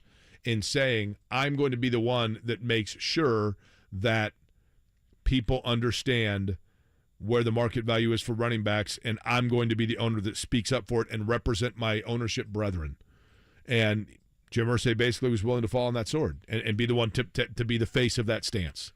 And that's where we are. Even though oftentimes the owners are the ones that win these negotiations of the CBA, Jim Irsay was right in his tweet in saying that it takes weeks, months, hours, and hours of time, and any gripes you have as a players association, that is the time for those battles to happen. They didn't use that process to address the running back. So that's what it was, okay. And so he's pushing back and saying, we worked tirelessly to get an agreement done. We have it done, and now a specific position group and their agents are trying to undermine all that work. But that agreement was what? The work that they agreed to was what that he feels is being bucked? The market value? It could be, because a lot of the players that aren't in JT's situation aren't happy about the tag, right? Right. So it could be that it's and a $10 million valuation. The franchise tag is primarily used on running backs, yes. And so I think he probably is trying to avoid the franchise tag, right? Yes. And Jonathan Taylor, at least in my shoes, when I look at everything that happened this summer that did not involve him but involved running backs, he saw another wave of running backs thinking about going the Le'Veon Bell route before realizing it's a losing path. We're just going to submit to the tag or submit to, I got to restructure with an extra $1 million because it's a losing battle. And he's trying to get a year out in front of that and say, you're not going to weaponize the tag against me because I'm going to weaponize my last year of my rookie contract against you and try to get the extension beforehand. I'm done playing the tag games that every other running back before me has tried to fight. Aaron, what's up?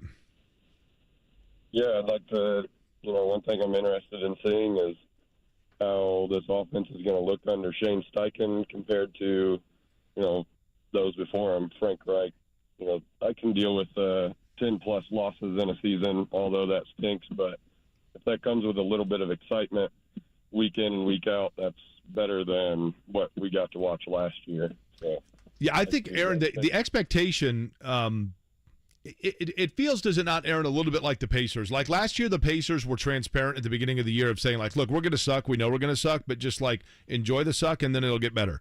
And people are like, okay, I can deal with that because you're upfront about it.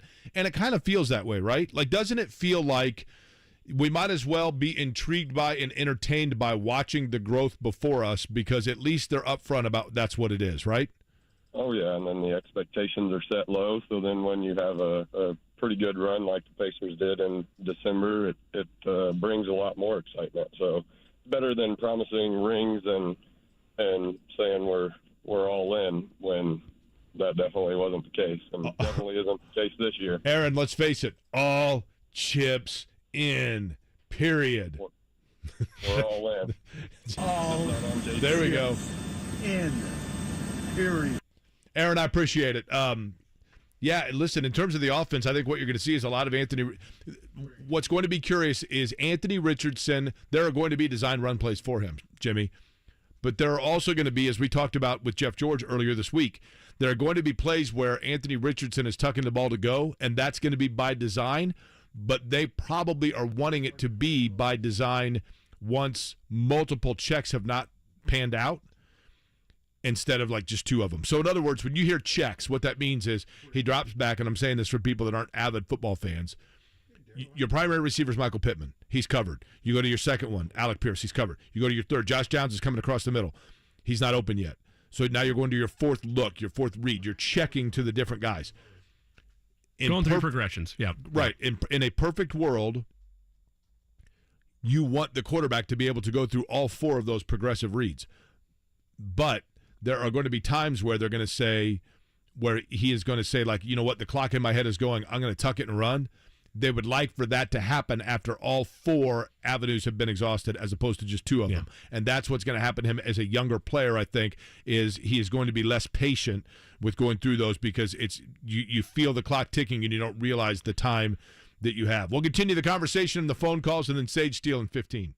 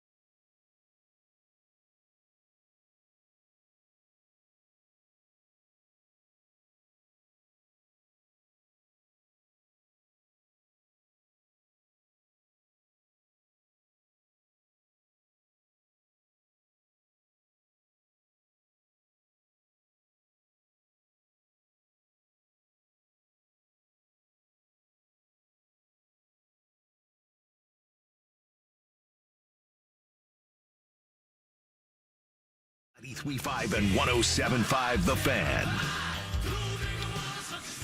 Closing in on the 2 o'clock hour. Jake Query along with Jimmy Cook. Eddie Garrison here as well. Back to the phone lines. We're talking a little Colts. So we'll take a couple more calls. Let's go to Todd. Joins us.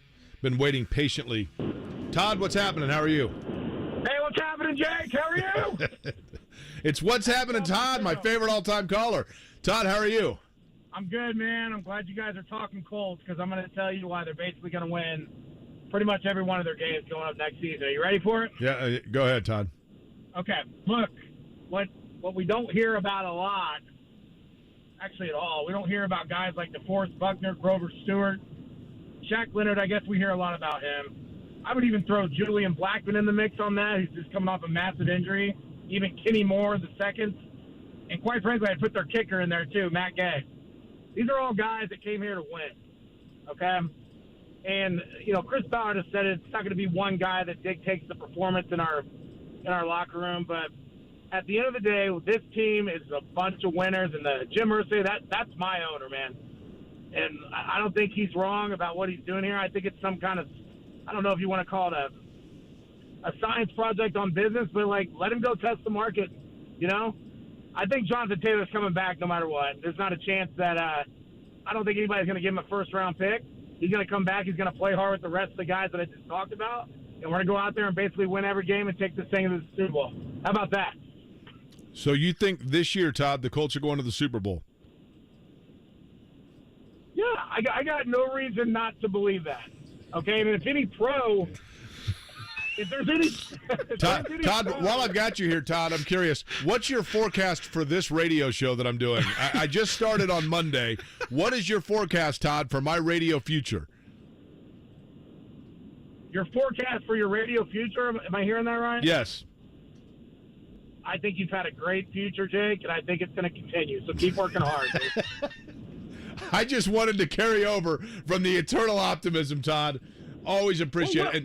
Listen, but think about it. Think about all the folks that are telling us, people that are calling Shane Steichen crazy because they're starting Anthony Richardson the first game of the year and he came out with it. He's the only pro. He's the one that interviewed for this job, and quite frankly, I trust that guy over any pundit, if you will, that says it's the wrong thing to do. Todd, I don't think that he's crazy for starting him. That's what I want them to do, but it's not because I think they're going to go to the Super Bowl. It's because I want to see him grow and develop because he's a very raw, unproven talent. Well, then give him some time then, Jimmy. Give him some time to watch this team, and maybe you'll think a little bit different after the first 4 or 5 games when you start seeing a Super Bowl team that's on the field. They've got players, guys. They really do. Todd, just out of curiosity, who's going to win the Indy 500 this year, Todd? Hold on, Jake. Let me finish my thought because I swear this makes sense. They've got players. They got players and winners that are going to go out there and play hard. And look, they've got a team that can take this all the way. All right. And if you go back, if we're going to go way back, if you want to go back to Captain Comeback era, when Jim Harbaugh basically threw it to Aaron Bailey, and I think he caught that ball and took it to the Super Bowl. That was a 9-17, guys. So everything's a crapshoot once you get it to the playoffs. We just need to win the division, get it to the playoffs, and make a run for the Super Bowl. Okay, Todd, lastly, because we're up against it. Winner of the Indy 500 is? Who's your annual pick? Well, I don't think anybody's going to pick up Charlie Kimball, but that'd be my pick. If he gets in the race, he's going to win it, right, Todd? That's right, but Alex Palou's the best driver on the circuit. Well, there's no doubt about that. Palou's going to return to Ganassi, I think. It certainly appears that way. I appreciate it, Todd. Gino, stick around. We'll get to you here in just a little bit. But up next, she had a 16-year run at ESPN. Her career began at Wish Television here in Indianapolis after graduating from Carmel High School and Indiana University. And Sage Steele joins us next.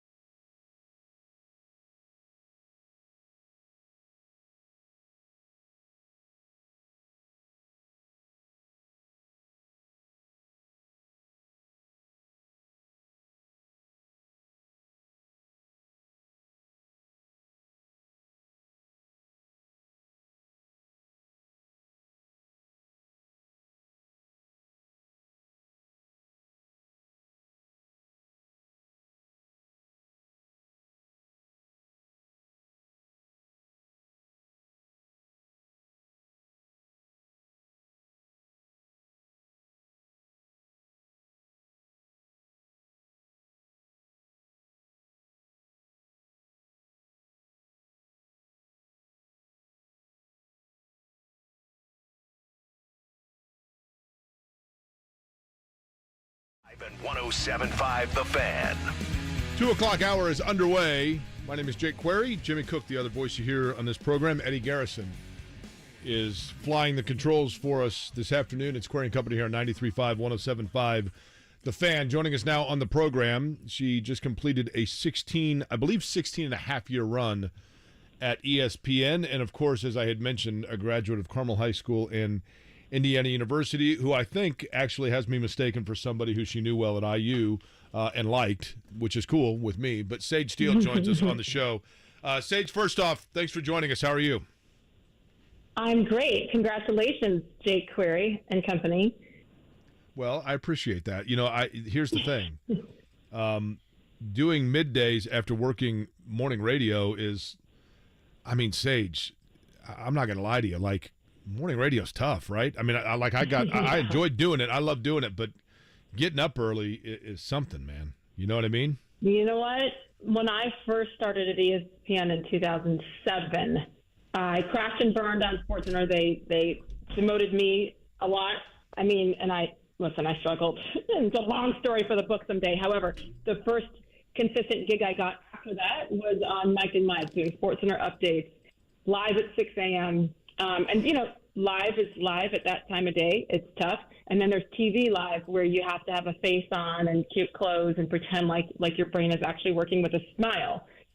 Mike and Mike told me, Golick and Greeny told me at that time, they've been doing it for, you know, however long, decades. And they're like, you never get used to it, no matter what. And I never did. And thank goodness I wasn't on it for too long because it's just not even healthy. It's not. So congratulations. Yeah, it's tough for sure. I enjoyed it. But to your point, you do think about those things, especially when, at least in my case, you start to get old.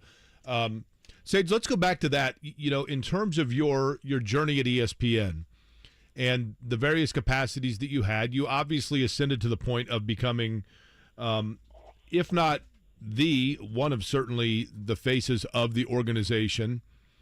And then obviously now no longer with ESPN. Has kind of the realities of what took place settled in for you? And for those that are unfamiliar with it, why is Sage Steele no longer at ESPN?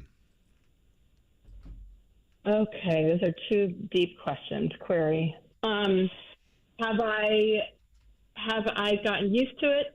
No. I've been working since I was 15. I've been at ESPN since I was 34 years old. I mean, it is what it is. Age is just a number, and I'm really young and cool and immature mentally. I'm 50 now, so my goodness, that's a good portion of my adulthood. And certainly when I got there, my kids were 11 months old, 2 and 4. They're now 17, 19, and 21, 2 in college, 1 a year away from college. So it's all I've known. It's all they've known. Even when you know something is coming and it's pretty imminent, when it actually happens, it's like, no. So it's strange. I don't really know what to do with myself because I've had to be so structured for so many years. And I do love the structure. And as a military kid, a military upbringing, I thrive on that structure and that high pressure, to be honest with you. And I kind of my lawsuit went for a year and a half almost. So I kind of had a long time to mourn, so to speak, mourn the ending, even though I didn't know when it was going to happen. Once you file a lawsuit against your employer, it's going to end prematurely, you know? So I knew it was coming. No matter what, I will tell you this. I'm heartbroken at how it ended. I'm heartbroken over feeling like I had to make a decision to the point where to have to stand up for myself. I don't feel like I should ever have been in that position. And, you know, there's a lot of people who just say, you know what, just stay quiet and shut up and get your money and do your job, your dream job. And I think that that's what a lot of people have done, and not just in TV, not just at ESPN, like all across the country, just shut up and get. And I had done that for many, many years. So this goes into your second question. Like, that's why I'm not there, because I had a decision to make that was very personal as far as how I want to be treated as an employee, as a very, very loyal employee. And when there are different rules for different people, that's when I find it unacceptable. All I ever wanted was consistency. And if everyone else can speak their mind about many topics that have zero to do with sports, even on ESPN's platforms and on their social media, then I can do the same. especially when it's issues that I'm asked about that are pertaining to me and my decisions in my life as a biracial woman with a vaccine mandate, et cetera. So I made a decision, and it was a decision I knew would change my life by deciding to stand up, especially because it was so public. And I worked for a massive company. I don't regret a thing, Jake. I have a really strong faith, and I know that I'm exactly where I'm supposed to be, even though I don't know what tomorrow brings. I'm really at peace with it, even though I'm still trying to adjust to everyday life. It's only been, 9 days, 10 days, so give me a minute. Well, the thing that I think that would be tough, Sage, and I commend it, it's interesting to me. There's a quote from Voltaire, and I don't know if Voltaire actually ever said this or if it's just attributed to him amongst many other people. But the quote is, "I may not agree with the word you say, but I'll defend to the death your right to say it." And I think that there are people, you and I think, disingenuous to say we know each other well, but we know each other. I think in many areas we think differently, but it doesn't impede the fact that we are friends with one another and that we respect the other's opinions, even if it's not the opinion that's best for us. And I think that's difficult for people. And did you find it frustrating that was, at least from my observation, and you tell me if I'm off base, but that was all you wanted, was that understanding? Is that fair? Yes, and frankly, whether it's a corporation or a neighbor, a friend, an acquaintance, if you're pushing and preaching about diversity and equity and inclusion and tolerance and acceptance, to me it begins and ends with diversity of thought, period. Like, I have no more patience for people picking and choosing which kind of diversity they want to accept. And that's all I ever wanted. That's all that, many companies preach. But then to not practice it or pick and choose when you practice it, I think it's bad business, and I don't think it's fair or right. What I'm hoping comes from this, and that's the thing, this is so much bigger than me. It really is. My hope and prayer is that others don't have to make these kind of decisions to choose between doing what's right for you morally, financially, in every way, and, your job, your career, your livelihood. And for me, that's what I had to choose. Most choose to just kind of stay quiet and be silent and take it. And I get it. I did that for years. Here's the thing. I don't care about anyone's politics. And by the way, I've never once told anyone who I vote for publicly, ever. I don't go on any platform really screaming about politics per se or candidates, because I don't care what you think. I really don't. You meaning the world. And it shouldn't matter who I vote for as well. These are about issues that certainly are hot button issues. And I love how people assume they know your politics, so to speak, just by the opinions you have on one or two or three issues. But if I base my friendships and my relationships on people's opinions and political standings, I don't know. My friendships might look quite different. But the people that I choose to have in my life love me for me. I love them for them. And it has nothing to do with their opinions on hot button issues or politics or cultural issues. Like, stop. And to me, it's all about accepting everybody in every way. It's amazing how we're so quick to say, all the other areas today with LGBTQIA+ and how you want to identify and great, and whatever you want to say about yourself and how you want to identify great, except here, So the hypocrisy is thick. And I really hope that by standing up, that others can feel empowered themselves too and not be scared. Do you know how many people have come up to me or written me, people that I work with? A lot more men than women, to be honest with you, quite often, who pull me aside and say, thank you. I wish I had the ability or the courage to do what you're doing. And some do and choose not to, and some don't have the ability to because of whatever reason, finances, their family, what they would think. It is always a choice, though. It took me a long time to make it, and it's just mine. Everybody else can do what they want and think what they want about me. And I'll end with this, because I'm sorry I just rambled. You got me going, Jake. Like, at the end of the day, I think one of the best things that I've learned through this process, probably over the last 5 or 6 years, what freedom you gain when you let go of thinking, of caring about what everybody else thinks of you. it's easier said than done, especially when you're in an industry like ours. But I feel so much relief by finally letting go of trying to please everybody, the world, as a woman, a mother, and an employee. It's okay if you don't like me based on my opinions. That's fine. That's your loss. I'm kind of fun. But I've let go, and that's provided a lot of peace for me. I think the thing, Sage, and listen, you are obviously, I don't even begin to imagine the stage on which you were performing, is Broadway, and I'm performing at Footlight Theater here at 11th and Alabama or whatever it is, right? I get it. But there are some comparisons in the fact that, and I wanted to ask you about this, like, was it difficult to finally be open and transparent with yourself, which then allowed for people who would have considered you based on your position to be untouchable, to then show them that you are in fact vulnerable and that you were willing to expose that vulnerability in order to, for the first time, put up your own defense?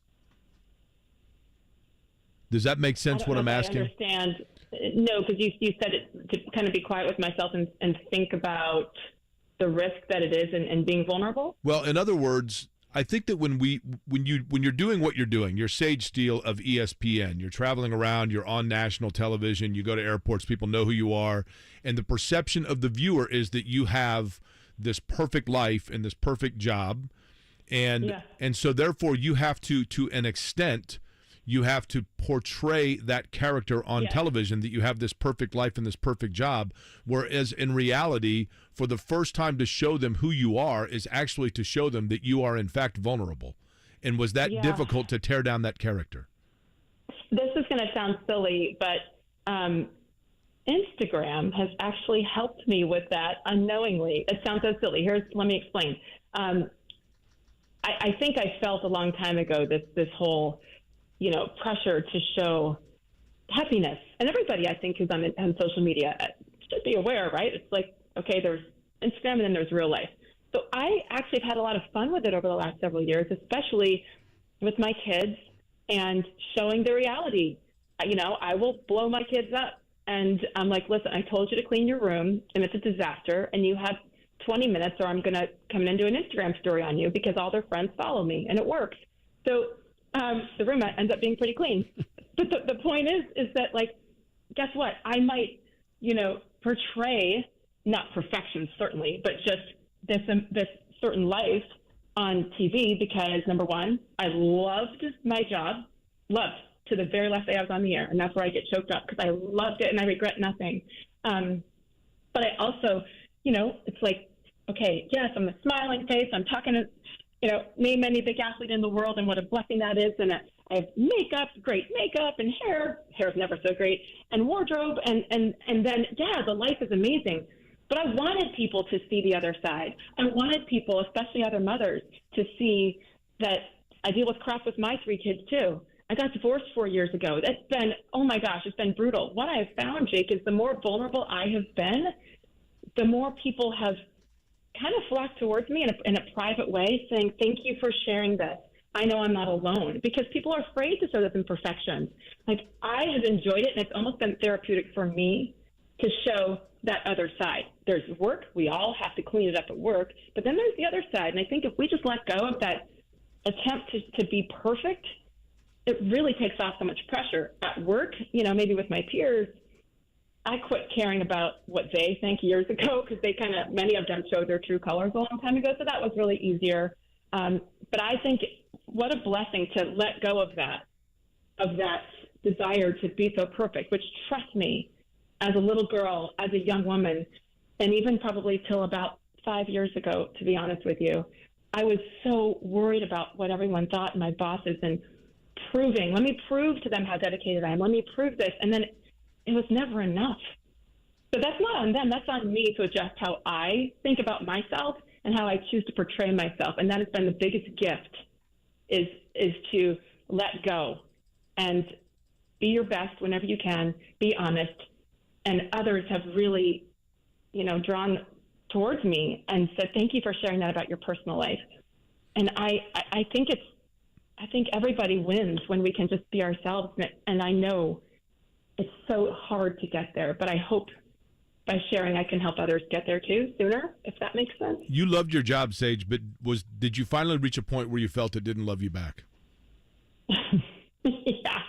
Yes. Can we put that in bold lettering? Yes. Yeah.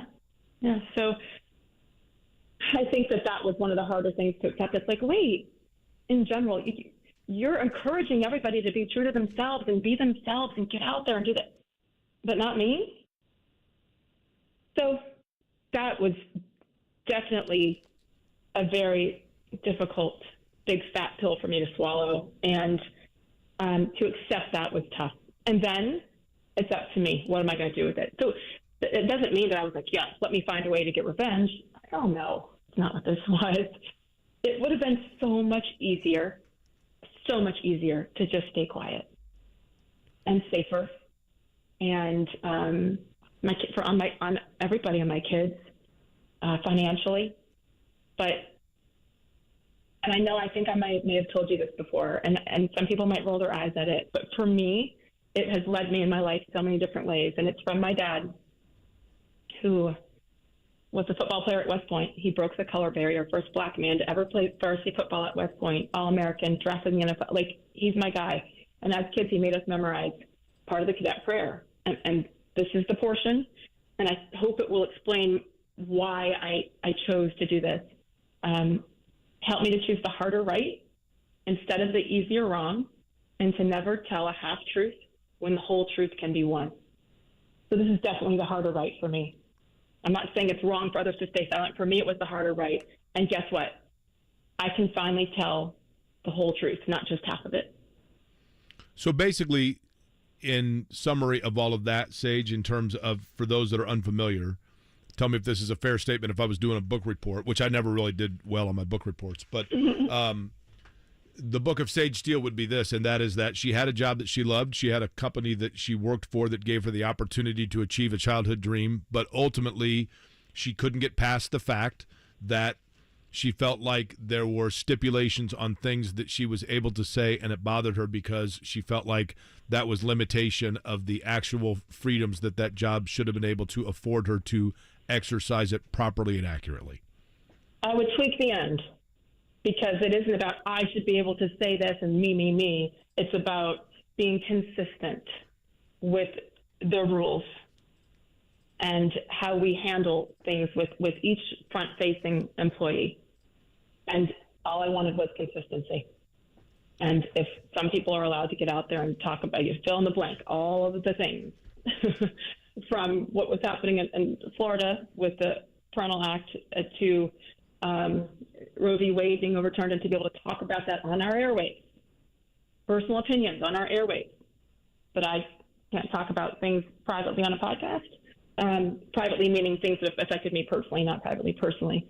And then I'm publicly forced to apologize, and they put out statements and take me off the air. So no, all I wanted was consistency. So the parameters of what you're allowed to say should not be determined based on what you're saying.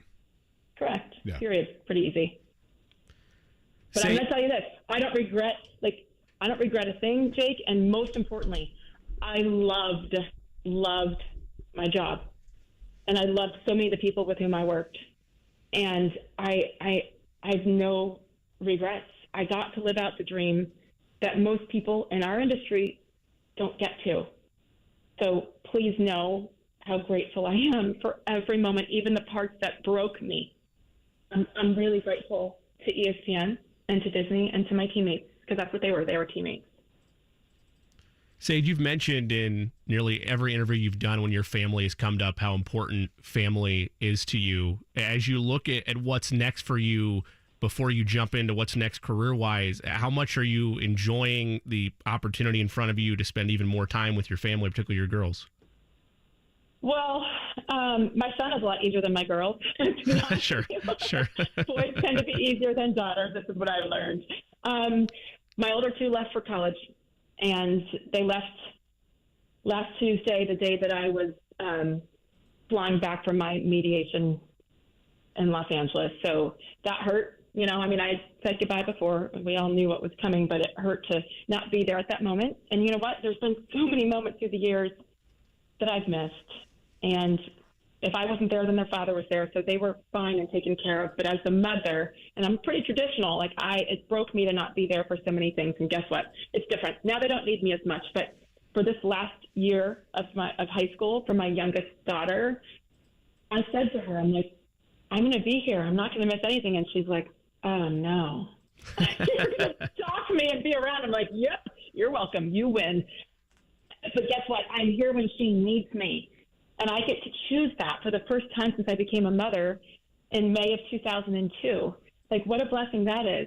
How about my parents who are older? They just moved to Florida. My dad has 2 kinds of cancer. Not one. He had to beat his brother and get a second one. They had a competition, apparently. And I get to be there for my mom and dad when they need it. And right now they kind of need me. If I need to get on a plane, I don't have to ask for a day off and for someone else to cover for me. I don't have to bargain for a comp day and beg and say, I'll pay you back.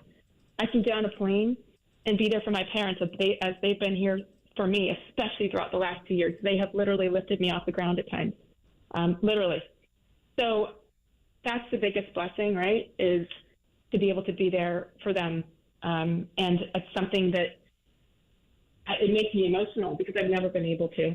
And I'm really blessed. Sage, I think one of the things, Sage Steele is our guest, by the way, here on Query and Company on 93.5, 107.5 The Fan. One of the things that has become very surreal for me is, we are the same age.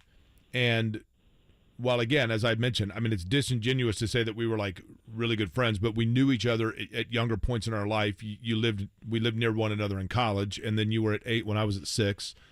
And that doesn't seem long ago to me at all. And you're talking about like your kids going off and chasing their dream and being in college and getting ready to start that journey. And it's really weird for me, Sage, because more often than not, I feel like I'm still there and that my parents are in their 50s. And I have to remind myself that, in fact, my parents are not, and I'm the one in my 50s. And that nonstop circle in terms of life itself really is hard sometimes to grasp. And as a result of that, it is a challenge to realize sometimes that now the adulthood is ours. Does that make sense what I'm saying? Like, yeah. So I think it's healthy that the perspective, not to say you didn't have it, but don't you kind of take it as like this blessing that perspective now has been bestowed upon you? I mean, I've always been very aware of time ticking, even when my kids were little. And I sometimes have to remind myself that I was doing a crazy full-time, very front-facing, high-pressure job the entire time since I became a mom. That's all they've known. But when my third kid was born, my first was still 3. Like, it was nuts.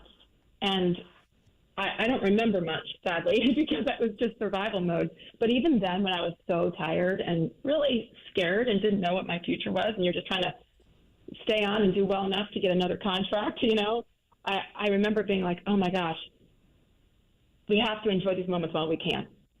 And just like that, the kids are gone, and we're talking career stuff and first job for my oldest daughter. Like, where the hell did the time go? And that devastates me in many ways, but it's also, I also think we were all reminded during COVID how precious life is, certainly how precious time is. And that's why I refuse to stay still. Even during COVID, my butt was on a plane every other week going down to Florida and be with my parents or wherever, because I was like, no, we can't lose this time. We don't know if we get it back.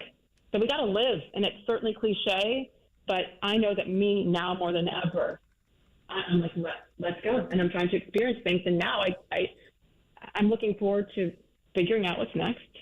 And I hope to have some answers soon because I'm enjoying that process for sure. But I know that I will never really allow a job to dictate so much in the future because I don't want to regret missing out on time with the people that I love. Now, you went down to University of Alabama and spoke to their football program earlier this week, I think it was, or maybe at the end of last week. Yeah, it was this Monday. Is that something that you have done frequently? My apologies for not knowing that. And then secondly, what was your message to them? I have done just speaking gigs like that in general for a long time. I've loved it. I used to come back to IU a lot, when they would ask, and I loved that. I think it's so important to pass that on because when I was in college, it was different. And my major at IU, sports communications, broadcast emphasis, very specific. It was a brand new major at the time, and it was in that hyper school, the health, physical education, recreation. Now it's part of sports media school, journalism school. It's certainly changed, but it was a very young major. I think it was in its first or second year, and there were no people to come in and speak and talk specifically about the career field that these kids are choosing to go into and answer questions. And so I never had that. So I feel like it's my duty, one that I love, to speak when asked to these kids because it's just and you know what? As you may expect, I'm really honest too. It's like, oh, this is awesome, and this is certainly fun and memorable and glamorous. And then here, let me tell you about this truth as well, because if we don't share that, no matter what field our kids are going into, then that's not right. Let's help them prepare better than I was prepared. For Alabama, by the way, that was planned probably 3 or 4 months ago. And let me tell you, there's been a lot of people who've canceled on me. I've lost a lot of opportunities and a lot of money with standing up for myself. And it meant a lot that Coach Saban and crew there said, no, we're open to all messages, not just one. Do you call your speaker series? Do you call it Sage Advice? Because that's what I think it should be called, Sage Advice. Is that what it's called? That's low hanging fruit. I know, so but it's cheesy, Shag. I mean, but that has to be what it's called, right? No, it doesn't. I don't have the title for the speaker series because it's so different every time, especially when you're speaking to the room with 130 young men and coaches. When you come on stage, a woman in there. When you come on stage, do they have to unveil the steel curtain? You see, that's better than Sage Advice, isn't it? No, because you don't spell it the same way. I have an E on the end, and anything. You got to work with me. Come on, you know. I'm quitting on you here. My message for them, it adjusted, it changed versus what it was going to be based on, what had happened 6 days prior.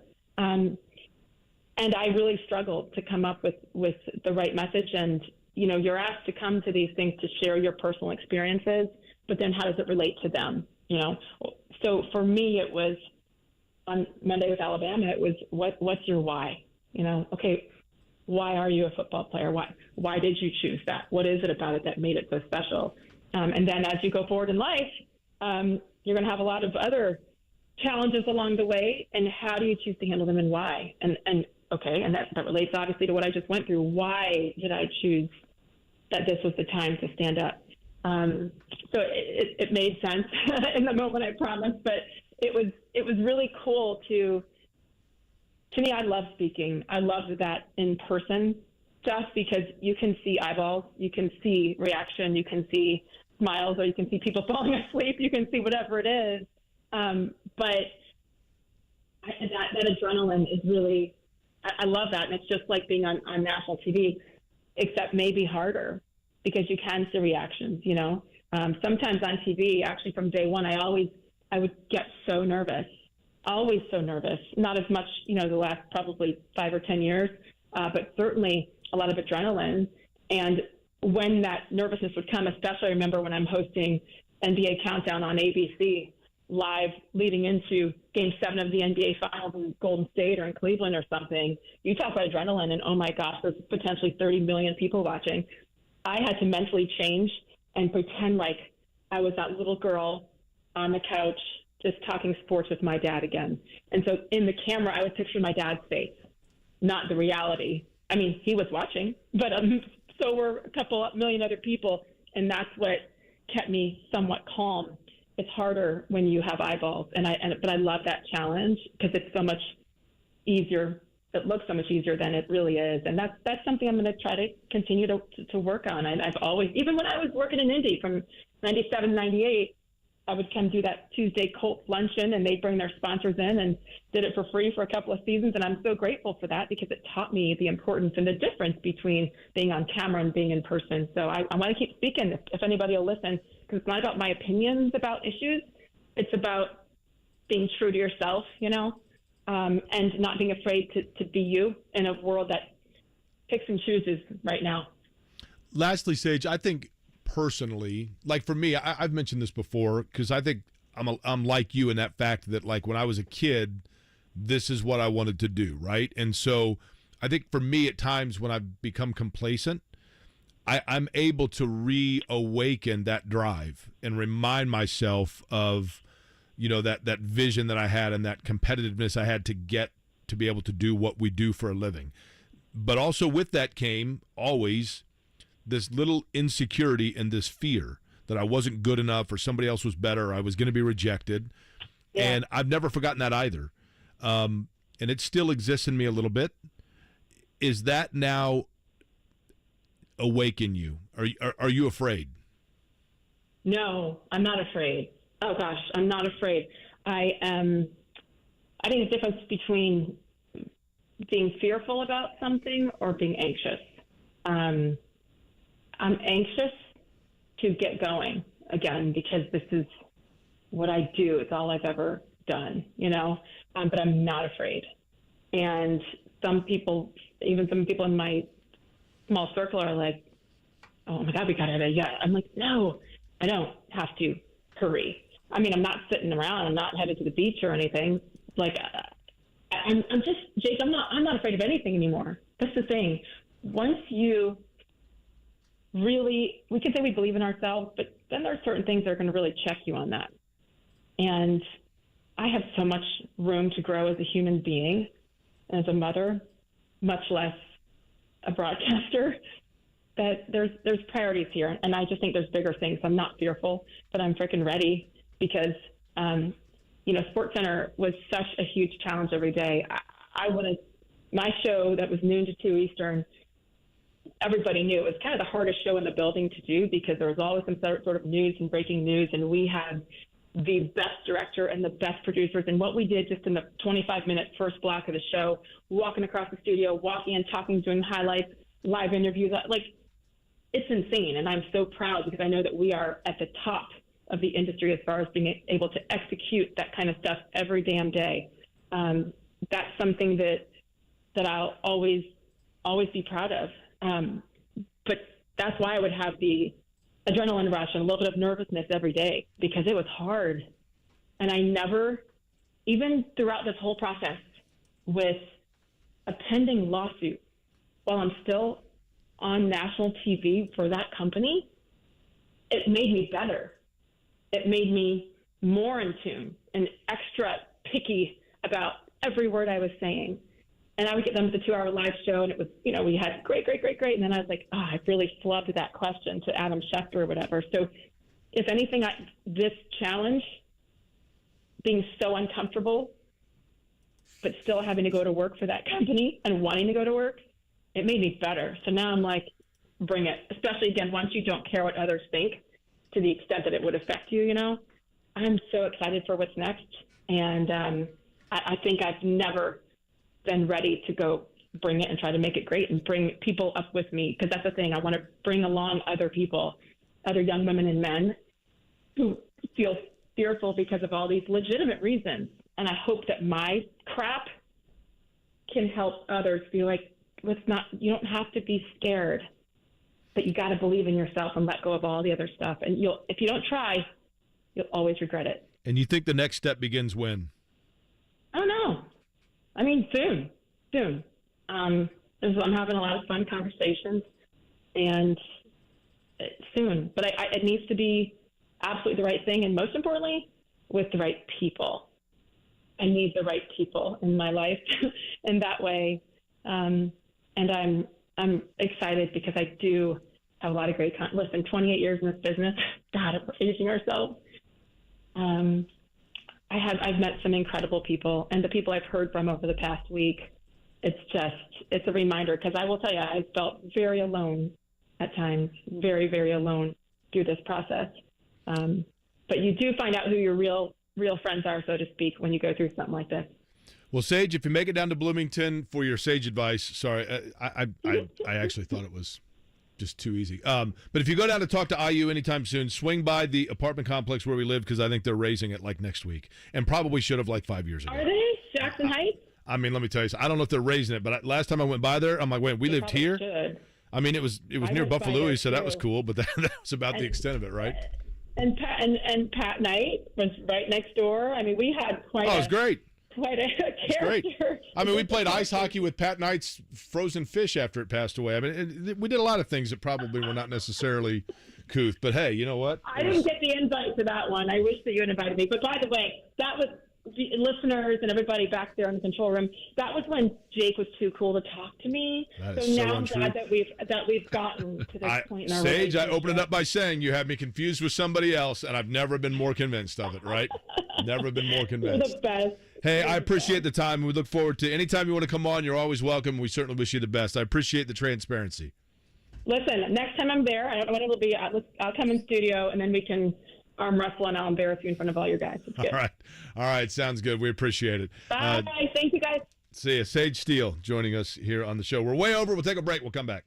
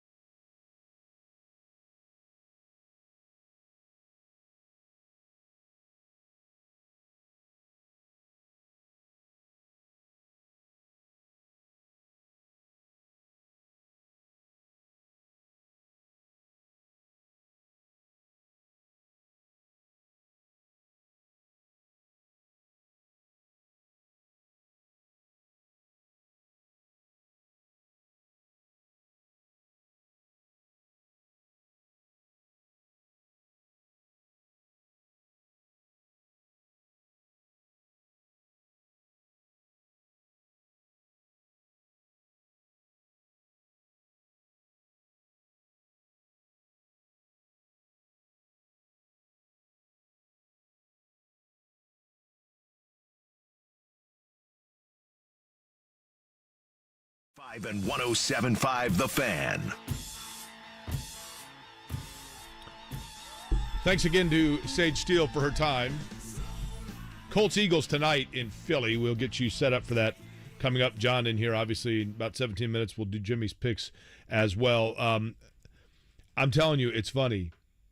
So it is true that Sage Steele and I lived in the same apartment complex in Bloomington. It's still there, but I don't know that. Have you noticed, Jimmy? Have either one of you guys noticed now that like college kids all live at the Conrad? Have you noticed this? Yes. Like, when did this come about? I mean, towards the back end to mid portion of my college career, which had been like 23 to 2017, specifically at IU, you start to see a lot of on-campus and off-campus apartments just be elevated into the lap of luxury. I mean, it's like people. I'm obviously of the age where a lot of my contemporaries and kids I grew up with, their kids are in college, so they're posting like the move-in pictures, and I'm like, wait, what? Like, I remember, tile floor and then two 2-inch foam mattress beds that came down off of the wall, and then two wooden desks that had been there for 37 years, and that was it. That was a dorm room. And now it's like, I mean, granite marble tops, and I'm like, kitchen sets, and I'm like, what are we doing here? Well, my sister was a freshman down there last year, and she was at Wilkie. Yeah, I don't know where she's at now, but she's not. I don't think. Nice brother responsibility of you there. I have no idea where my sister. It was a whole ordeal. I don't know where she's at now. Was Wilkie nice or not nice?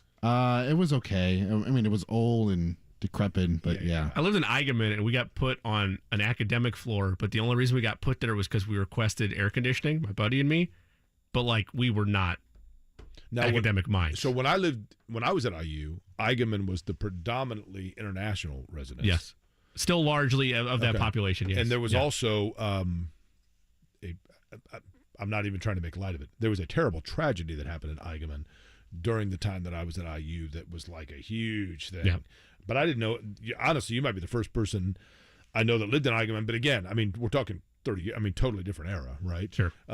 Briscoe, they just redid. And my understanding is Briscoe's super nice town. Yes. I think that's the athlete dorm because it's up there by the athletic complexes. Yeah. McNutt was always the big one to live when I was there. We'll come back, get you set for Colts Eagles, and hand it off to John and get Jimmy's picks as well next. Hey, Jam.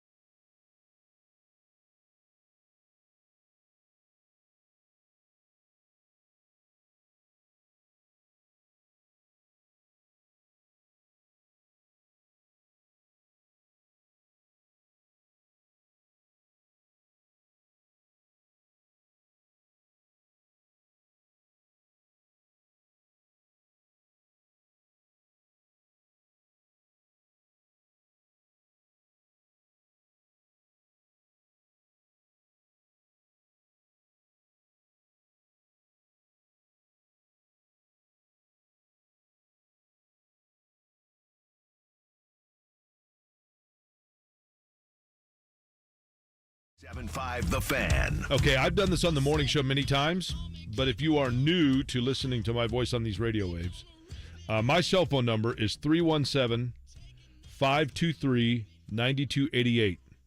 That's 523-9288.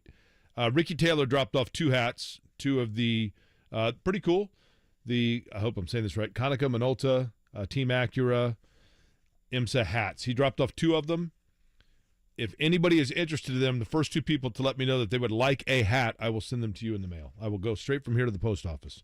So you have the number, and don't call me right now, which somebody just did, of course. Okay, again, game tonight, 8 o'clock, pregame at 5. John coming up at 3. Wait, is that guy first? What's Like, that? if he leaves you a voicemail, is he first? Does that count? No, you got to text. Okay. It's got to be text All right, only. Okay. You know? All right. We'll make sure we add the stipulations down. There we go. Boom. Hats given away right now. The 2 people that just texted me, 709 and 599. That's your phone number, 709 and 599. Send me your address. I'll send them to you right now. Jimmy, your picks for tonight. The Jay Cook Plays of the Day. This is me, all right? I'm not a athlete. This is my way. This is how I win. We don't have time for the full PSA rant, but sportsbooks, let me lose my money on the preseason. I want prop bets. I don't care if it's hard for you to gauge how long the player's going to play in the game. Give me some prop bets I can bet on. I don't like 4.5. I'm not touching it. Colts, Eagles, play on. Give me Dodgers over the Guardians. They had a weird setup where they got suspended last night or finishing that game now. They're supposed to play a little bit later this afternoon, so I'll take Dodgers over the Guardians on the money line. Also going to take the White Sox on the money line over the Athletics. Eddie's back. You know what that means. Plus 142. Give me those Reds. 5-4 on the week, by the way. And they won the last time I bet. Did you pick the White Sox yesterday? No, I didn't bet it. It's probably smart. Tonight in the Colts game, by the way, when I was talking to Sean King, former NFL quarterback, one of the things he told me, he goes, look, watch Anthony Richardson's elbow. If he's raising his elbow too high at his release, he's going to overthrow receivers, and that's his fundamental problem. And Jeff George has said, watch his head. When he's back and Anthony Richardson's going through his progressions and going through his reads, see if he goes all the way from left to right, and if all of a sudden he's tucking and running, it means that he's hearing the voices, and he's hearing the footsteps, and he's starting to panic a little bit, which I think is natural, Jimmy, and it takes a while, right? If both those things are factual, I've said the same thing about the Yankees with their issues with their batters. If both those things are factual observations and they're not improved at some point over the course of the season, you need to reevaluate your scouting department or who's ever doing film research on that kind of thing. And then the million-dollar question becomes, how long do you give it, right, before you determine that trends are an actual, and that it's a trend as opposed to a fact of what he is going to be. Tomorrow, by the way, we are going to be out at the Hardwood Festival, so we look forward to that. John is up next, and then again, pregame at 5 o'clock. Colts and Eagles, we will talk all about it tomorrow. Jimmy, thanks so much. Thanks to Steele as well, and Ricky Taylor. Talk to you guys tomorrow.